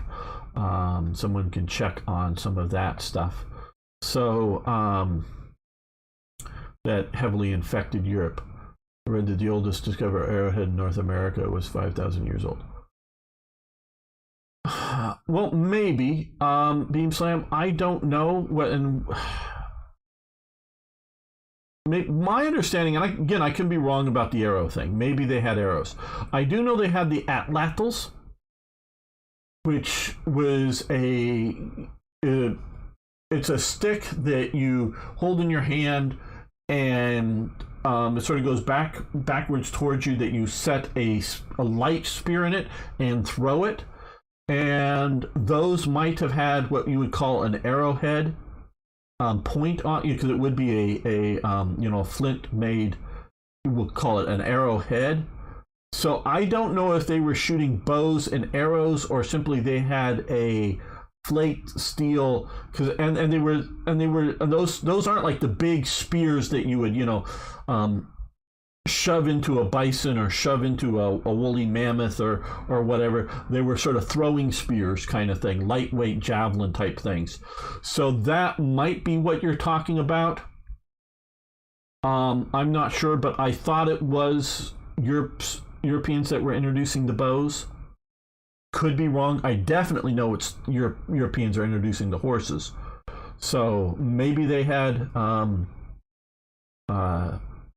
bows before, but they definitely, there's very ancient, if you call them arrowheads, but very ancient pointy flint things in the Americas. Absolutely. Some of them are definitely, because I just remember from seeing them, some are definitely what we would think of as a big thing that might be put on a knife, a big sort of blade, or or a big spear, a lance tip, if you will, but a lance is from a horse, used, but a big chunky spear point kind of thing, versus, or a pike point, if you will, or something like that, versus a javelin point. So I don't know. U.S. Great Plate were vulnerable to tornado leather tents were quite a bit better than simple wooden houses. Well, like I say, the leather that the Indians were heavily using was buffalo hide for those things. That the only other significant size leather would be, moose, I guess, but also deer. Deer would be found out here, but moose are more, if I'm not mistaken, over here. Moose are, you find them around large bodies of water, lakes and whatnot. They're not an aquatic animal, but they swim and they dive and feed off of stuff in and around water a lot. So you don't find moose in anywhere like around the Great Plains. So now deer, deer would be eating out there. So deer and buffalo would be the where you're getting your big bunches of leather going on from. And so, but you see, well, I don't know. Would mobile teepee homes be equivalent to trailer park homes? Because we know tornadoes vector in towards mobile homes. So they may have spotted and considered the teepees similar to mobile homes and attacked in that direction. So I don't know. Ads? Well, yeah. Well, if you're talking, wood chopping things as an adze, well, yeah, you can make an adze out of stone. Certainly to do that if that's what you're talking about. The metal ones. And so even once the Europeans have introduced metal, the Indians are virtually not even doing blacksmithing, let alone, refining their own iron from, just iron dug out of the ground. They just are not interested in that. They will trade with the Europeans for iron objects, very much so. But they're just not interested in making it. And so these Stone Age peoples, when there's just, the Virginia colony and the Boston colony and whatnot, these small colonies and one of the very first colonies, Roanoke, which is around here somewhere, does disappear for whatever reason. And according to some of the leftover stuff that they found, some of the writings that, carved in, that there were Indian attacks. They were vulnerable, but once the Europeans really started showing up, the Indians weren't going to compete militarily. And then, I will say that there was a reduction with because of diseases, but it is a fallacy that there was ever any plan to use diseases as a weapon against any Indians. There is a possibility of one person who was sort of doing that, who had some sort of major grudge, that was trying to hand out blankets from infected with smallpox. But that was never a policy, never anything it was ever really contemplated. That is more of a wives' tale that people have latched onto. Croatan, as where they possibly went to, whatever that actually means.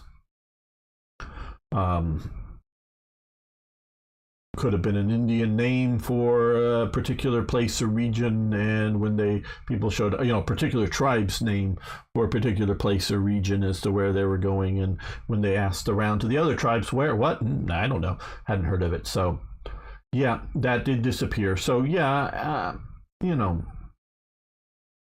it's conquest, and all of these people, the Maya were here. The Maya disappear for whatever reason. Aztec start it was one village inside of a lake. They sort of from all their neighbors that were hostile, they went in a valley where it was a lake, and did sort of like, hey, we heard these guys over in Europe deciding to live in a swampy area called Venice. We want to do the same thing, sort of like a Venice of this is part of North America, Venice of North America, in that they were building up these, it was a very sort of shallow lake, they were building up these little islands and connecting them and using waterways as transportation, and became very effective, and it was a very well sort of fortified thing, and it became the Aztec Empire. It was basically only the Aztec Empire and the Inca Empire that was down here when the Spanish showed up.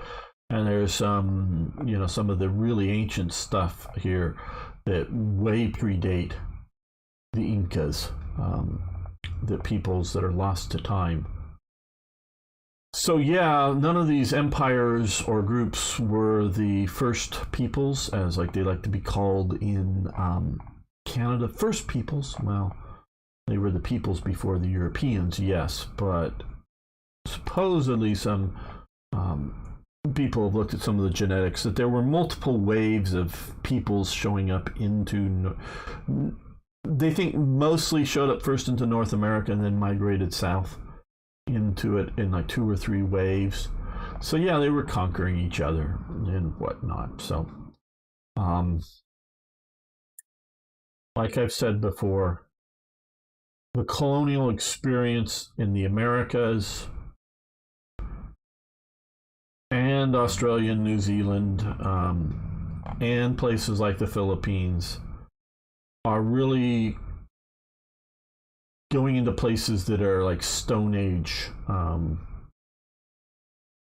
situations, very different than the colonial experience of, say, like the British colonial empires in India, or various European attempts along Asia or Africa. Yes, another Stone Age world as well. And the South Africans, the Rhodesians, and others, the British more than any other, and I'll please always note, I try to use my terms very effectively. I'm not talking about the English, because I'm talking about the British, because I'm including the Scots, the Welsh, and the Irish as well.